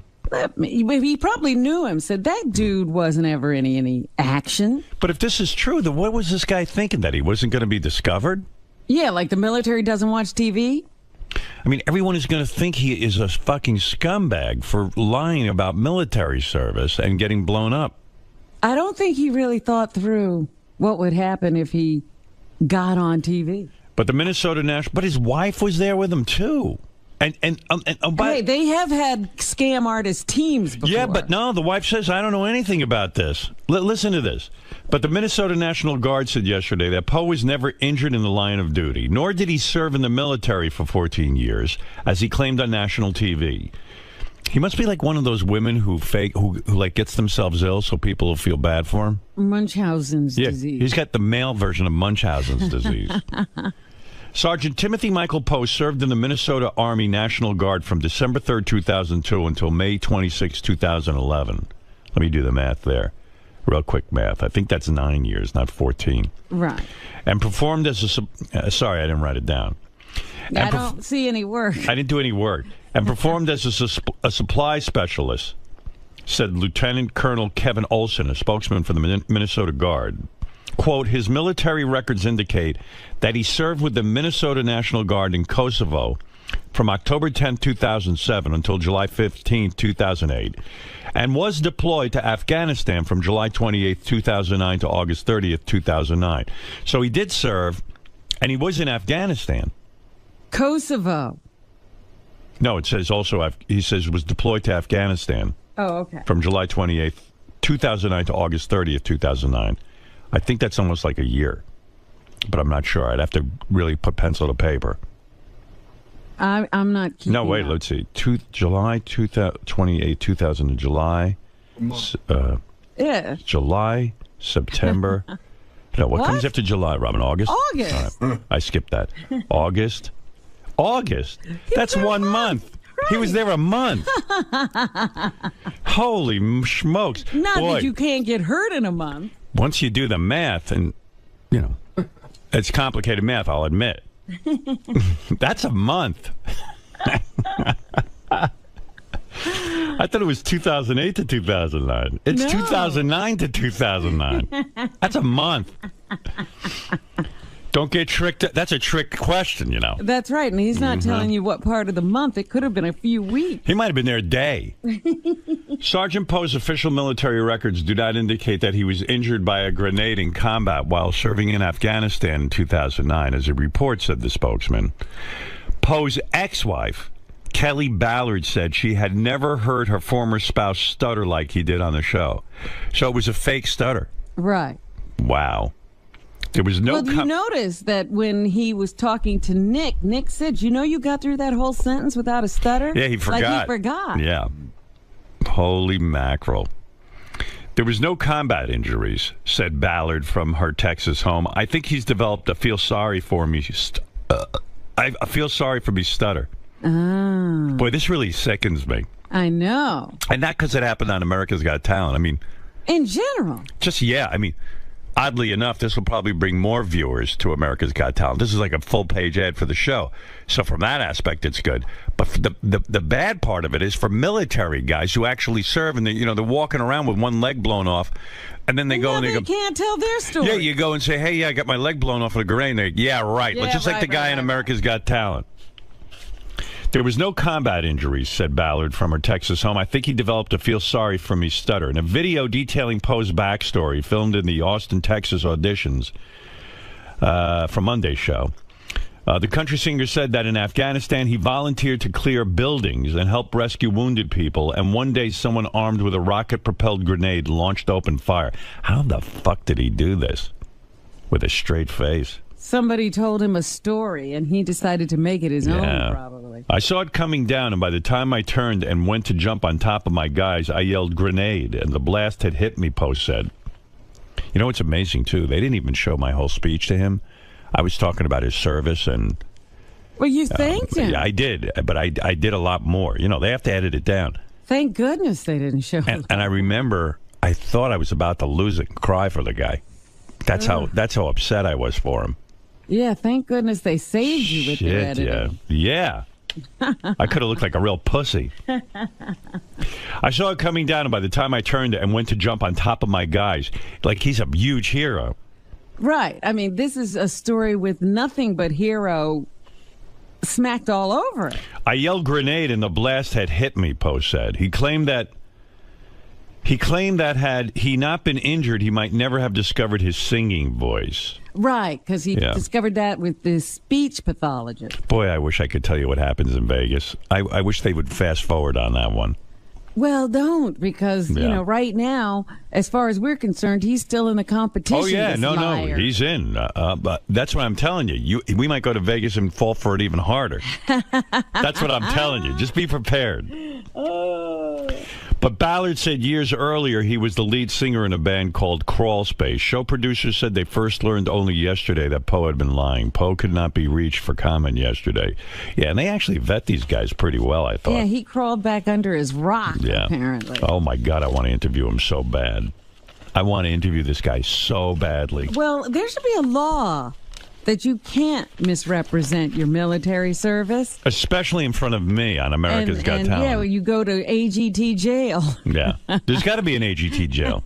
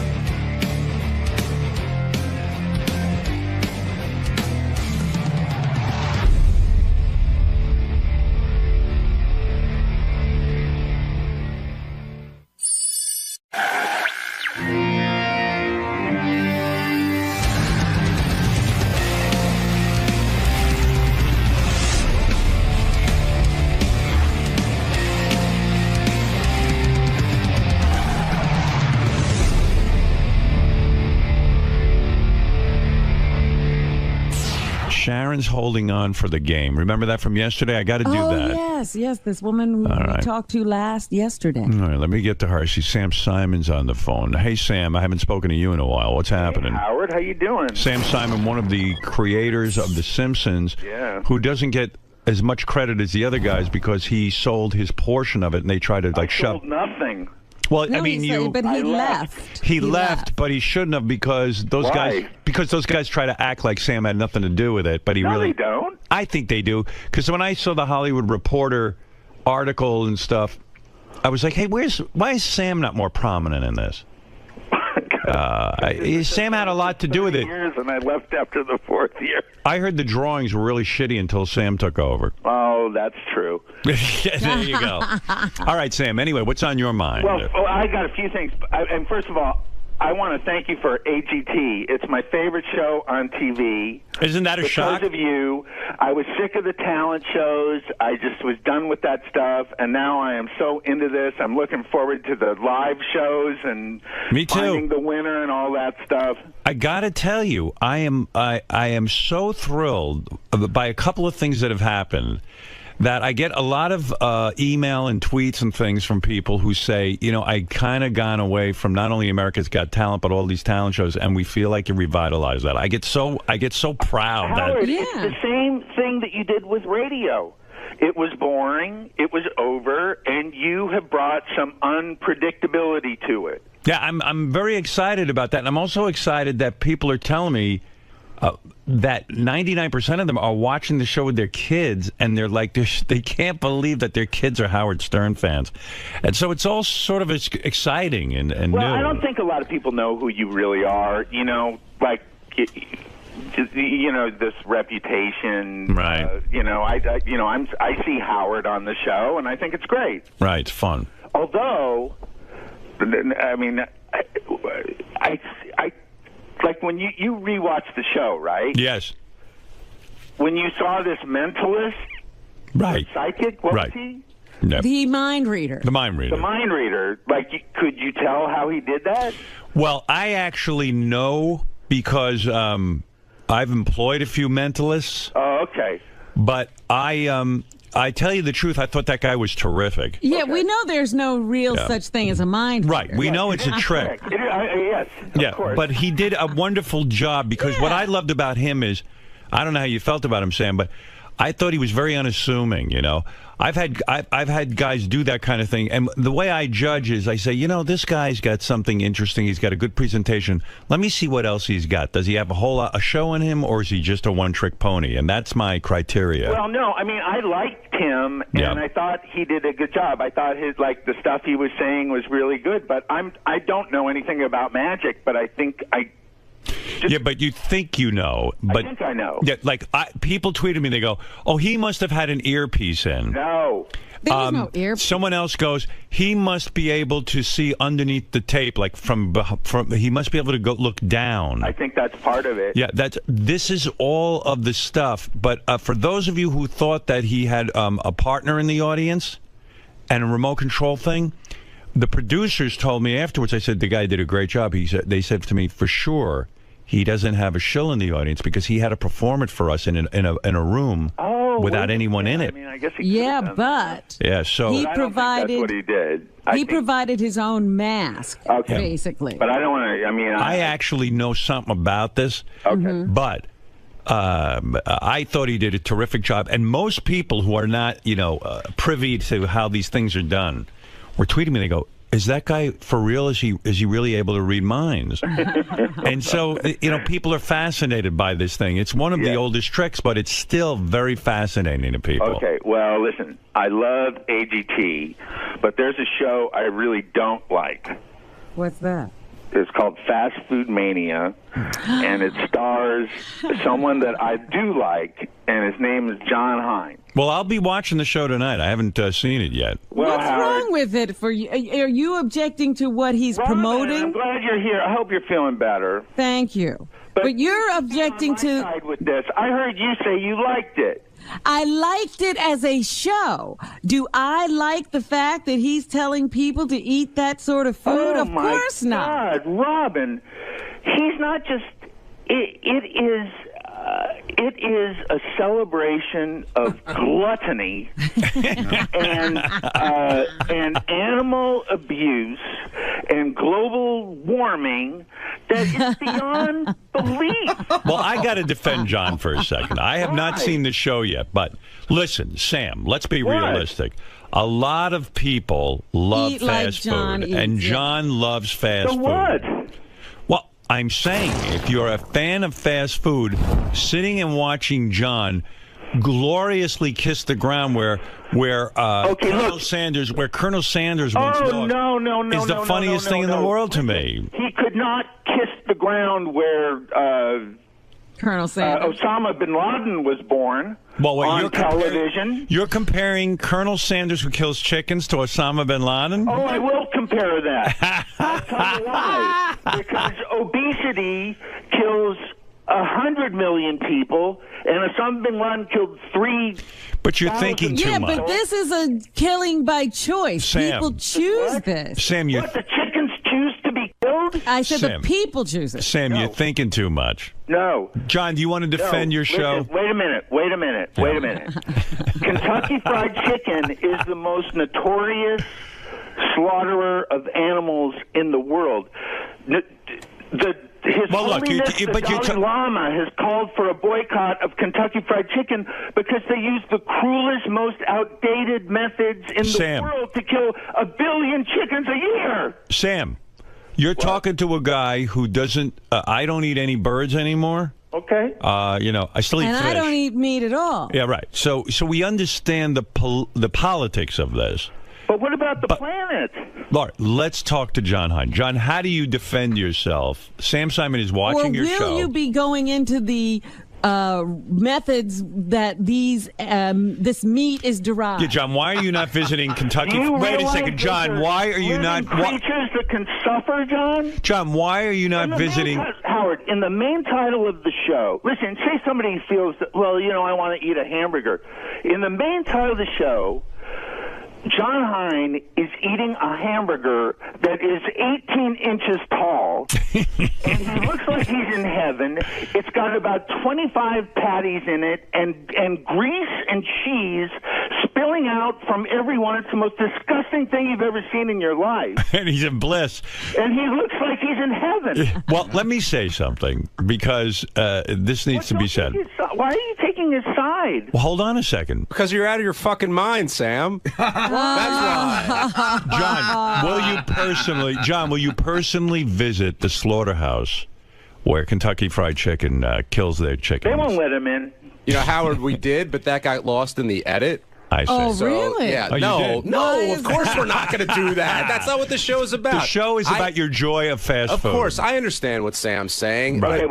But to blame... Hold on, Sam. I listened to you. Okay, you're right. But to blame obesity on the fact that these places... No one's forcing you to go there. No one's telling you to eat the food. That's your choice, whether you want to or not. You could make the point that Homer Simpson glorifies donuts and gluttony. Oh, I was getting to Homer. Oh, you were? Yeah, which is Sam's... He's a vegetarian. Creation. He's a vegetarian. Homer Simpson's a vegetarian? Lisa, the daughter. Oh, Lisa. Oh, Lisa's okay. a vegetarian. Sam, I understand your point, and the show clearly isn't for you, but we're not telling... I politically agree with Sam about a lot of the slaughtering methods and obesity. John, you go people make a choice, but they're not making an informed choice. You are flooded with... Your show is a commercial for fast food. Where's the other side? It's one big commercial. But Sam, I think the fun of it is that it's fun. Yes, the fun. Now, come on. Put out of your mind how bad it is. No, the fun is to watch a guy kill himself. Right. I mean, when John pulls out that gun that shoots the sour cream, and he's talking about what a great invention it is. Yeah, I mean, that's great. He's never been in a Taco Bell in his life. You don't see the humor in that? Well, wait. This is what I would like. Howard, you like Paul McCartney, right? Love him. So does John Hein. John? Absolutely. Yeah. Okay. He did a short film. It's called Glass Walls. Right. It's about... it's on YouTube. Go to John... Howard, make John go to YouTube. Okay. Go ahead. And make him watch this 10-minute film about where meat comes from. Now, John, I'm your boss. Don't make me go to YouTube. You have to go to YouTube. Don't make me go to YouTube, Howard. Well, watch it. Listen, Sam watched you. You should watch his. Hey, I've seen Super Size Me. I read Fast Food Nation. I will watch the film that you're suggesting. But it's not going to make him stop. And then we'll come back for season 2 and go to different places. No, it will. No, what are you saying? And John will be as powerful a spokesman for veganism as he is for whatever fast food mania. Fast food mania. Listen, Sam, John is killing himself. He's huge. He's diabetic. He eats shitty food every single day of his life. Actually, that's not entirely true. It's close. What about this, John? You love your kids. I do. You don't look very healthy on the show. First of all, I don't know. Yeah, but his kids are getting older now. They don't need him that much. I don't know what the obesity rate in the. I think it's like 35%. We're the fattest country in the world, but it's got to be like 99% of the people on that show. Robin, oh, yeah. They've got the market cornered. Robin, you're an advocate for whole foods, good foods, and all that kind of stuff. Yes, absolutely. But at the same time, you can watch John's show and still find the humor in it, right? It's ridiculous. I think that the greatest thing about the show is they call it mania. I mean, these people are crazy. Sleeping in a parking lot to get free chicken. Oh, my God. Sam, the point of the show is... The fact is, though, 60% of Americans, listen to this, 60% of Americans are obese or are overweight. And the perpetrators are soda companies. Yes, people should be able to control themselves. And yes, they shouldn't eat fast food but that's the point. Everybody's got personal choice. And John's show is not the only show praising overindulgence. There's nothing else. Every commercial is overindulgence. John, what are you going to do? Are you going to resign? Blaming the commercials on me too? Are you going to resign from the show or not? Your show is a commercial. Sam, this show is glorifying the Americana, the food, the event, everything behind it, and why so many people go to these places and enjoy them. Look, I know when I walk into one of these places, I'm not making the healthiest choice, but it's my choice to make, and I love the food. If if you drink a lot and you love alcohol, no one's going to tell you, you know what, get the alcohol off the shelves. You can't have it. That's your choice to moderate or not. Choice to torture dogs? I didn't hear what you said. Sorry. Was it Michael Vick's choice to torture and kill dogs? Yes. Of course it was. And he had to pay a price because it's illegal. Sam, likening fast food mania to 9/11 is a very weak analogy, okay? And it's not a weak analogy, John, because obesity is a bigger threat to this country than terrorism. So the only reason people are obese is because of these places, you're saying? Let me play devil's advocate. Let me play devil's advocate. You were part of a show that glorified gambling. It was a poker show, if I remember correctly. I used to watch it. Yes. And many people have lost their fortunes. No. Yeah, you are glorifying. Hold it. I want to finish my point. Poker is not gambling. Hold it. Poker is not gambling. Stop it. How is poker not gambling? What are you talking about? Poker is a game of skill. There's no look. Every casino game in Las Vegas, if you want to lose, you can walk up to the table or rather, in poker, if you want to lose, you can lose. Right. If you want to lose. But what if you want to win and you lose? Which is gambling. you can end up winning. Poker is a game where you could lose a lot of money because you think you're going to win because you think you know what you're doing. Right. It is a game that has cost people their lives. Right. And yet you did the show. So I'm saying not that you shouldn't have done the show, but, But you did, because you like gambling. That's right. But John Hein is in the same boat. He knows what he's doing isn't perfect or good for everyone, but he's doing. Do you see that point? No, because you're leaving the animals out of it. All right, so then let me give you another point. Didn't you for years manage a boxer? Yeah. Okay. Have you ever seen what boxing does to a man's brain? I mean, have you seen the human cruelty to one another? Yeah. How could you advocate that and support it? I wouldn't do it now. All right. That's fair enough. All right. You've changed your stand. The one thing I will criticize about John's show is Robin. Well, because, again, it tells you what it is. It says, this is fast food. We all know what fast food is, and these are the maniacs who eat it. That's right. The one thing I will criticize is that they don't go get, John's bigger than anybody he interviews. Like they give you these couple of people who can eat this crap and not be obese. Not the shows I saw. No, there was a very an attractive girl talking about her love of something, and I saw a couple that won the Chick-fil-A or the Whataburger contest, and I just thought, oh my God. Yeah, well, there was that 100-year-old couple. That's Robin, saying Sam, you can actually live on this. Sam, have you voiced this outrageous anger toward The Simpsons when they have fast food companies advertising on it? Have you demanded that The Simpsons remove all fast food restaurant advertising? Disney getting rid of all that stuff. Have you demanded? No, I haven't. All right. Well, okay. All right. Well, you've got work to do. I think, I actually do think that Homer satirizes America's. First of all, I think it's too subtle. 30 years ago, when The Simpsons, I don't know how long it is. Right. John probably knows. But Homer was fat. He's not fat. He's actually the average weight of an American now. Right. Now his fat is normal. And we always and it was supposed to be a joke that he loved this food. He was supposed to be a moron for doing it.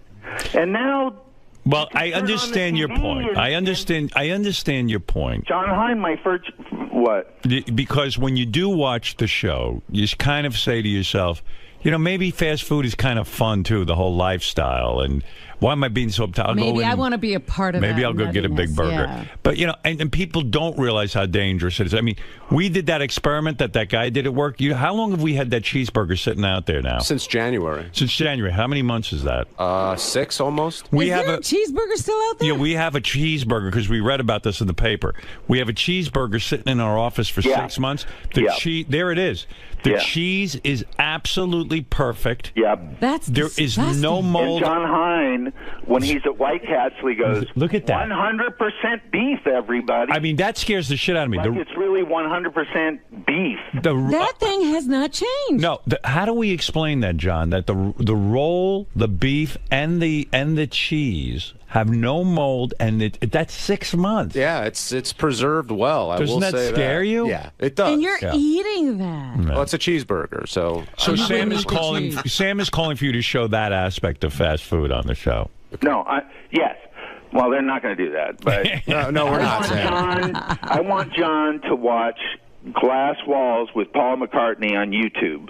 And he has to watch the whole thing. Sam, I will watch it. I pledge here I will watch that show. Okay. But you call up Howard, but you call up Howard, and I know you said it's nothing against me, but you basically trashed the show which just got out of the game. And you're entitled to your opinion, but like you're preaching like this is something that's not done on television about any. I mean, that's a great point Howard made about your poker show. And no, it's not. Yes, it is. You said poker. Sam, how could you say that poker isn't gambling? I think you're a smart guy. What did I say about the boxer? That's just a ridiculous statement. My poker show. We played low stakes poker. We didn't play high stakes poker. It was to show the camaraderie and fun of having. According to Artie, he dropped like $1,000 to you that night. Yeah, he lost money on that show. To most people, that ain't low stakes. Sam, you're showing the fun of playing poker and gambling, and that's fine. Actually, I happen to like that. I'm showing the fun of going to these places, of enjoying the food if you like that food, and seeing other people who are crazy like me. What about the animals, John? We're not talking about the animals, Sam. It's not, Sam. It's not the point of the show. On the poker show, do you show how the cards are made? Do you show where the chips come from? Do you show the people living in shacks who lost their entire fortune? No, cards can't suffer. Chips don't suffer. Somebody made people them. Suffer. What about the people who killed themselves because they've lost all their money playing cards? You're going to pretend like that doesn't happen? Kentucky Fried Chicken killed 1 billion chickens last year. Do you think 1 billion people killed themselves because they lost money at poker? Sam, I think people can walk up to a Kentucky Fried Chicken and say, you know what, I love this food, I'm going to go there. Or they can go down the street to a restaurant and eat Thai food. It's up to them. The choice is theirs. And you're going to praise the people making Thai food, but knock the people making Kentucky Fried Chicken. Any product in this country. I got to be honest with you, though. I mean, Sam is bringing something up that people don't like to think about, how their food is murdered. Gets to their plate. That's all food. Not all food, but not all food, but animal. John? Yeah. No, food that comes that were animals that were killed for that. I get that. I understand that. Okay, I'm a smart guy. But you're okay with that? Yeah. I mean, I'm not a fan of the cruelty that might happen. Like, well, I guess at every fast food place. No. I closed my eyes to that willfully. So you're in denial. Of course I am. He doesn't want to think about it. I don't want to think about it. I want to enjoy the bucket of KFC. Well, and that's my choice to make. And a lot of people make that choice. That's I'm saying all right, boys. That choice is horrible, I think. Sam, not everybody in the no, but you're saying like you I respect how you eat and how Robin eats and how Howard eats. That's your choice, and that's fine. But don't tell me how to eat. Okay, the whole world isn't vegans and vegetarians. In fact, most of the world isn't. But John, you're saying that this is me telling you, and I'm saying I don't care about you. I care about the animals. They're suffering because people eat meat.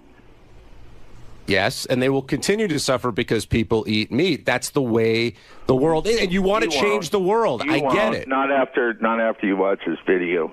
All right, Sam. Go watch the video and tell us what your reaction is. Hey, Howard, John Hein, it turns out, is in the most controversial show of the year. It is. It's look at him. He's done it again. I thought it was you, Howard. Yeah, me. I'm just a nice judge. Sam, you'll like this week's episode a lot better. It's all about the drive-through, the different drive-throughs throughout the country. Well, Sam, you can of course, I will say again, the meat is that bad for the mileage on cars or something? Gases than all the automobiles in the world combined. We can save the world from incinerating by not eating meat. I'm tweeting at Simon Sam. Simon Sam. All right. Are there more cool tweets about murdering chickens? I'm about to send out some links to the Dalai Lama saying boycott KFC. I'm going to do. Wow, John has inspired protest. And I'll all right. Yeah, yes, Sam, are you getting laid? That's all that counts. You sound like a guy who's not getting laid. What? Are you getting laid? Yes. Sure. All right. Yes, Gary. Lots of guys in your office are asking, Sam has nice cars. Do they have leather seats? No. Okay. All right. No. Everybody always looks for these stupid things. No. And not only that, they're solar. Yeah, by the way, all of his cars are solar? I've been in Sam's car, and I got to tell you, there are no seats. All right. Thank you, Sam. Okay. Good to speak with you. Bye. Wow, controversy follows you, Man, John. he was on fire. When your dad goes to KFC, does he think about how the chicken gets killed? My dad doesn't think about me. What is he going to think about a chicken? He looks at a chicken the same way he looks at me. Doesn't mean it's not right not to think about how the animal gets to your plate. Yeah, but I'm not. But I don't think the consciousness of the people that John is talking to is all that high. Right. They're not caring about where it comes from or how it got there. Well, if anything, you should thank Sam. That's got to be an excellent commercial for your new show. Yeah, I think so. But the logic that poker isn't gambling, and he kind of lost me a little bit there. Look, anything that people like, they like to defend. Look at you. Of course. That's it. Robin just called me dumb, but I don't care. No. I didn't say you were dumb. I said the people you're talking to. Hey, you're like the professor of dumb people. I feel so much better. All right, Big John. There you go. John Hein, when is the show on? It's on Sunday nights at 10 o'clock on Destination America. No need to give out what channel Destination America is. Everybody knows it. That's America's channel. Exactly. All right, thank you, guys. John. Poor guy's got one fucking show on Destination America. Sam found it. Sam is screaming about a show nobody sees. Yeah, I mean, yeah. By Sam screaming about it, he actually got them some audience. He's going to make it a hit. John. Yes? Well, first off, don't they say all press is good press? I hope so. At first, I was really ticked because it seems like Sam went out of his way to knock the show. Right. But in listening to his argument, I know he's a big animal rights advocate, and I really do respect that. But I think he's kind of missing the point when it comes to this show. We're all about the celebration of fast food and exploring why people eat it and the history behind it. And he's just looking at how the food gets killed. And I think whenever anybody goes into any restaurant, you're not necessarily thinking about that. You're just enjoying the food. And that's the point I was trying to make. And Sam is just another hypocrite with another. We're all hypocrites, and we all have vices, and we all do things that, we all have things that we're passionate about. But when you guys pointed the finger towards him with gambling, with being a boxing manager, with the way the Simpsons portray certain elements of society, he really had no argument. I'm glad Howard brought that up. He argued it much better than I did, and it's true. I mean, I love to gamble, but you're kidding. Poker isn't gambling? Right. That's just a stupid thing to say. And with managing the boxers, though I said he wouldn't do it now, you get in the ring, you're taking your life in your hands. I'm not knocking either of those things, but people understand the consequences of what they're doing and then make their decisions accordingly. And that's all I'm saying about this. Plus, this is more about, having kids that had birthday parties at these places when they were 6 years old. The goofiness and the wackiness and the fun. This isn't a hard-hitting documentary on cuisine. That's not the point of the show. It's just to have fun at these places that so many people go to. Right, it's about the culture and nostalgia associated. Absolutely. All right, Sharon, I've kept you on hold long enough. I promised you I would get to you first thing in the morning. Oh, it's no problem. All right, Sharon. Sharon wants to play a game. I have a Bigfoot game for her. It's time to play Bigfoot game. How is the Bigfoot game played? Yes. Glad you asked that. The Bigfoot game is very simple. If you're playing along at home, have fun and get our home game as well. The game is played very simply. We ask Bigfoot a question. Let me give you a sample. Here's the first question. This doesn't count. This is just a practice question to get you familiar with the game. We ask a question like this. What is bin Laden's first name? All right. Now, bin Laden, as you know, is Osama bin Laden. And most Americans know that name. It's gone down in infamy. But does Bigfoot know the name? But Bigfoot lives in Vermont. He's isolated. I don't know his intelligence level, but it doesn't seem all that high. Mm-mm. And so, you sit there and you debate it in your head, but you got to come up. It's, listen, you got a 50-50 chance. The big thing about these games is that Bigfoot does know something. Well, we just don't know what it is. That's right. You got to tap into the Bigfoot mentality. Like, for example, I would say he probably does know Osama bin Laden. Really? Yeah, I would think so. No. You would say no. What would you say, Robin? I think he must know Osama bin Laden. Right. So this doesn't count. This is just to see where his head's at. Let's find out. Bob bin Laden. Well, actually, that's. It's right. No way. His real first name is Robert. He changed it. No, you would have been right, Sharon. You would have won. Yeah. Okay. So there we go. All right. So we're going to play the Bigfoot game now. Now, Sharon, in order to get this fabulous gift of the iPad, which I love, and Citrix was kind enough to give it to us. Yes. In order to get it, you've got to get 3 out of 5 right. Oh, my gosh. Okay. Yeah. Okay, so let's start with your first question in the Bigfoot game. All right. Here we go. What is H2O? What is H2O? Now, you must know that, Sharon, right? Yeah, I know what that is. What is H2O? It's water. Water. That is correct. Now, get inside the head of Bigfoot. Absolutely not. You say, no way he knows. Now, Bigfoot had to go to school. They teach that in every school. Yeah, but what class was he in, Howard? Yeah, no way. I think he went to school for head lice. No way. All right, here we go. H2O, you say no. Fred, lock her in on a no if you don't mind. All right. That is my game show assistant, Fred. Thank you, Fred. Yeah. Most people have a beautiful woman. No. You're Fred. My Vanna White is a rather haggard. It's the bizarro world. Tired man who I met in Hartford. A true genius would have, a hot blonde. Yeah, Megan Fox would be your assistant. Even Merv Griffin knew to put a hot blonde there. But I have Fred. All right, Fred, you locked her in on a no. I did. Let's find out. The question is, what is H2O? Water. There you go. No way. You got your first one wrong. And he said it definitively. Yep, this is what I'm telling you. The game is trickier than you thought. Boy, it sure is. Yep. All right, I tell you what I'm going to do for you, Sharon, because I'm in a magnanimous mood. Oh, be in a magnanimous mood. I'm going to give you one last one. If you get it right, I'll give you the iPad. Oh, Winner takes all? That's it. Winner takes all, Robin. All right. That's right. Excellent. Okay. All right, we asked Bigfoot the following question. Okay. How many wheels are on a unicycle? Oh, boy. Oh, my God. Good luck.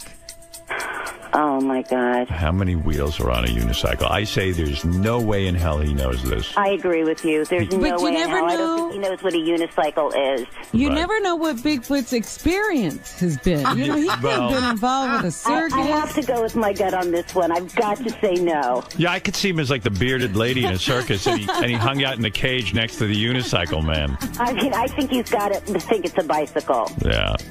What are you going to say? You're going to say no. Okay. No. All right. I mean, this is the kind of thing a 7-year-old would know, so I would say he doesn't know. Yeah, there's no way. All right. Let's hope you're right. I got my fingers crossed for you. Let's hope. All right. Here we go. Bigfoot. How many wheels on a unicycle? Is the number 3 an even number or an odd number? Oh. What happened? Must have jumped. Hold on a second. The suspense is killing me. Me too. Let me see something.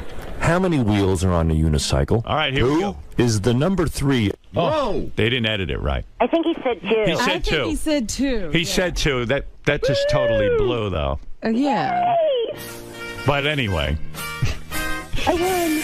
I got to get out of radio. Not a clean But contest. I got to tell you, at AGT, this shit don't go down. Although they did get scammed. Yeah, what's worse? I don't know. Guys, what happens there? Who is putting this on the DVD or whatever that's called, the CD? Who's the culprit that just sabotaged my game? Bring him to me. Bring him to me. Bring him to the call. Sal will be in a moment. It's Sal, that fuck, with the teeth. He's so busy whitening his teeth. By the way, good thing, Robin, I'm reading GTD, Get Things Done. You're going to watch me fire Sal now. Okay. Sal, what the fuck is wrong with you? I did nothing wrong. I double-checked it for your accuracy, and then you went back, and the answer was there. Sal, there's no stop between the question and the answer. It was on mine, and I double-checked. That's weird. So if I go is there back a track there, Howard? Is it on the particular track? I know there's no stop. It's no stop. I double-checked it for I need a stop. I know. It should be on the track. I double-checked it for accuracy. You double-checked it. I double-checked So if I go back there and play it and it doesn't work, will you resign? No. Why? Well, because you double-checked it. Why are you afraid to risk your job on this? Let's play the real game show. Forget Sharon and her dumb iPad. Let's play the real game. Howard, I'm not lying. I know better. You see this CD? Track 12? Yeah. It's track 11 and 12 for the game. Right. I'm going to go back there. I'm going to play it. Right. If it stops, you have no problem. You have your job. I have the same exact player as If it doesn't stop, you lose your job. Why wouldn't Fred, lock him in on a yes and no. Why would it not stop, though? Why would it not stop? Let's play the game. If it's on the track, why would it not stop? It didn't stop. I just play here. Listen. Well, you went back and then it played. No. I heard the answer. Of course it did. But it played, it wasn't proper. It wasn't like all the other ones. I know that. So you did it wrong. You did your job wrong. You don't know that? I didn't do it wrong because when I checked it worked out fine. Okay, go ahead. How many wheels are on a unicycle? And then I go to play the answer. Is the number 3 an even number or it's an missing. And then how'd you find it? I had to keep going back until I could find it. Well, maybe the CD has it after. Listen. Listen. Oh, God. Here's what you did. 2. Is the number 3 an even number or an odd number? You combined it with 12 and 13. You fucked up. I don't recall that. You fucked up. You don't recall it because you're busy teeth whitening. Your teeth look like shit. You dummy. You had nice teeth. $12,000 on teeth. 6. And 6 because you fucking cut a deal so you could do free commercials on my show, you cocksucking user. Get out of here. I've never done a free commercial on your show. 6,000. Why did the guy give you a discount? So you'd mention it on the show. I mentioned my teeth. I never mentioned him. Yeah, okay. So again, I'm a dummy, right? There's You're a not distinction. a dumb. I mean, I'm sorry about. I'll tell you what. I'll mention my teeth if you give me a discount. That's not how you use me. You have no respect for me. That's a blatant user. lie. He mentioned the dentist's name in the news story. Yeah. Obviously, the news came to me and mentioned the story. Yeah. So you cut a side deal. Now you're selling advertising on my show. Like Lisa, like you said with Lisa G, go enjoy your teeth. Something. Go enjoy your teeth. I did a whole Howard TV special. Thank you for doing that. Next time, consult me first. See if I want it on Howard TV. You getting your fucking dumb teeth. Well, I went through Doug. All right. I'm sorry about this. I fucked up. I'm very sorry. Check your work 500 times. I will. But that is very strange. I apologize profusely. I mean, it's crazy. I have been Howard. Why don't I fire you? What's wrong with me? Am I a sucker? No. And then you go out and cut side deals? I'm not cutting side deals for my fucking teeth. Sure you did. Did you mention the finance company that financed your teeth? Yeah, but on the air? When Gary asked me about. Well, you get a special deal. You got $6,000. Yeah. You were paid $6,000 for a commercial, and you don't know you did the wrong fucking thing? I don't know how What are you, retarded? Well, apparently I am. All right. Well, let's play the real game. Go ahead, play it. And by the way, you're a smart guy because you know what? You outfoxed me. I thought for some stupid reason you were honest. How am I not? I'm a sucker. You're not a... Repeat after me, Howard's a sucker. No, I'm not going to say it. Don't say it, because I want to hear it. Because if you tell me, maybe I'll learn something. Tell me what I am, to my face. To look at me in the eye and tell me what I am. You're Howard Stern. And what am I? You're the... No, say I'm a sucker. You're America's judge. That's right. What am I? You are the king of all media. No, Sal. I'm not joking. Tell me what I am. You're Austrian, Russian, and Polish. No, what am I? I'm a sucker. Tell me. Why are you a sucker? I fell for it. You tricked me. For what? You outfoxed me. What are you talking With the teeth about? Yeah, and the side deals. Howard's a sucker. Thank you. Howard's a sucker. Thank you. Howard's Tell a me sucker. again. Now I know what I am. What a sap I am. Howard's a What's sucker. going on? He got his teeth at a discount for commercials? Yeah, he cuts deals. And if he'd come to me like a human being and say, hey, Howard, I'm trying to get my teeth whitened. Do you think I could cut a side deal with this guy and get a reduction in the price?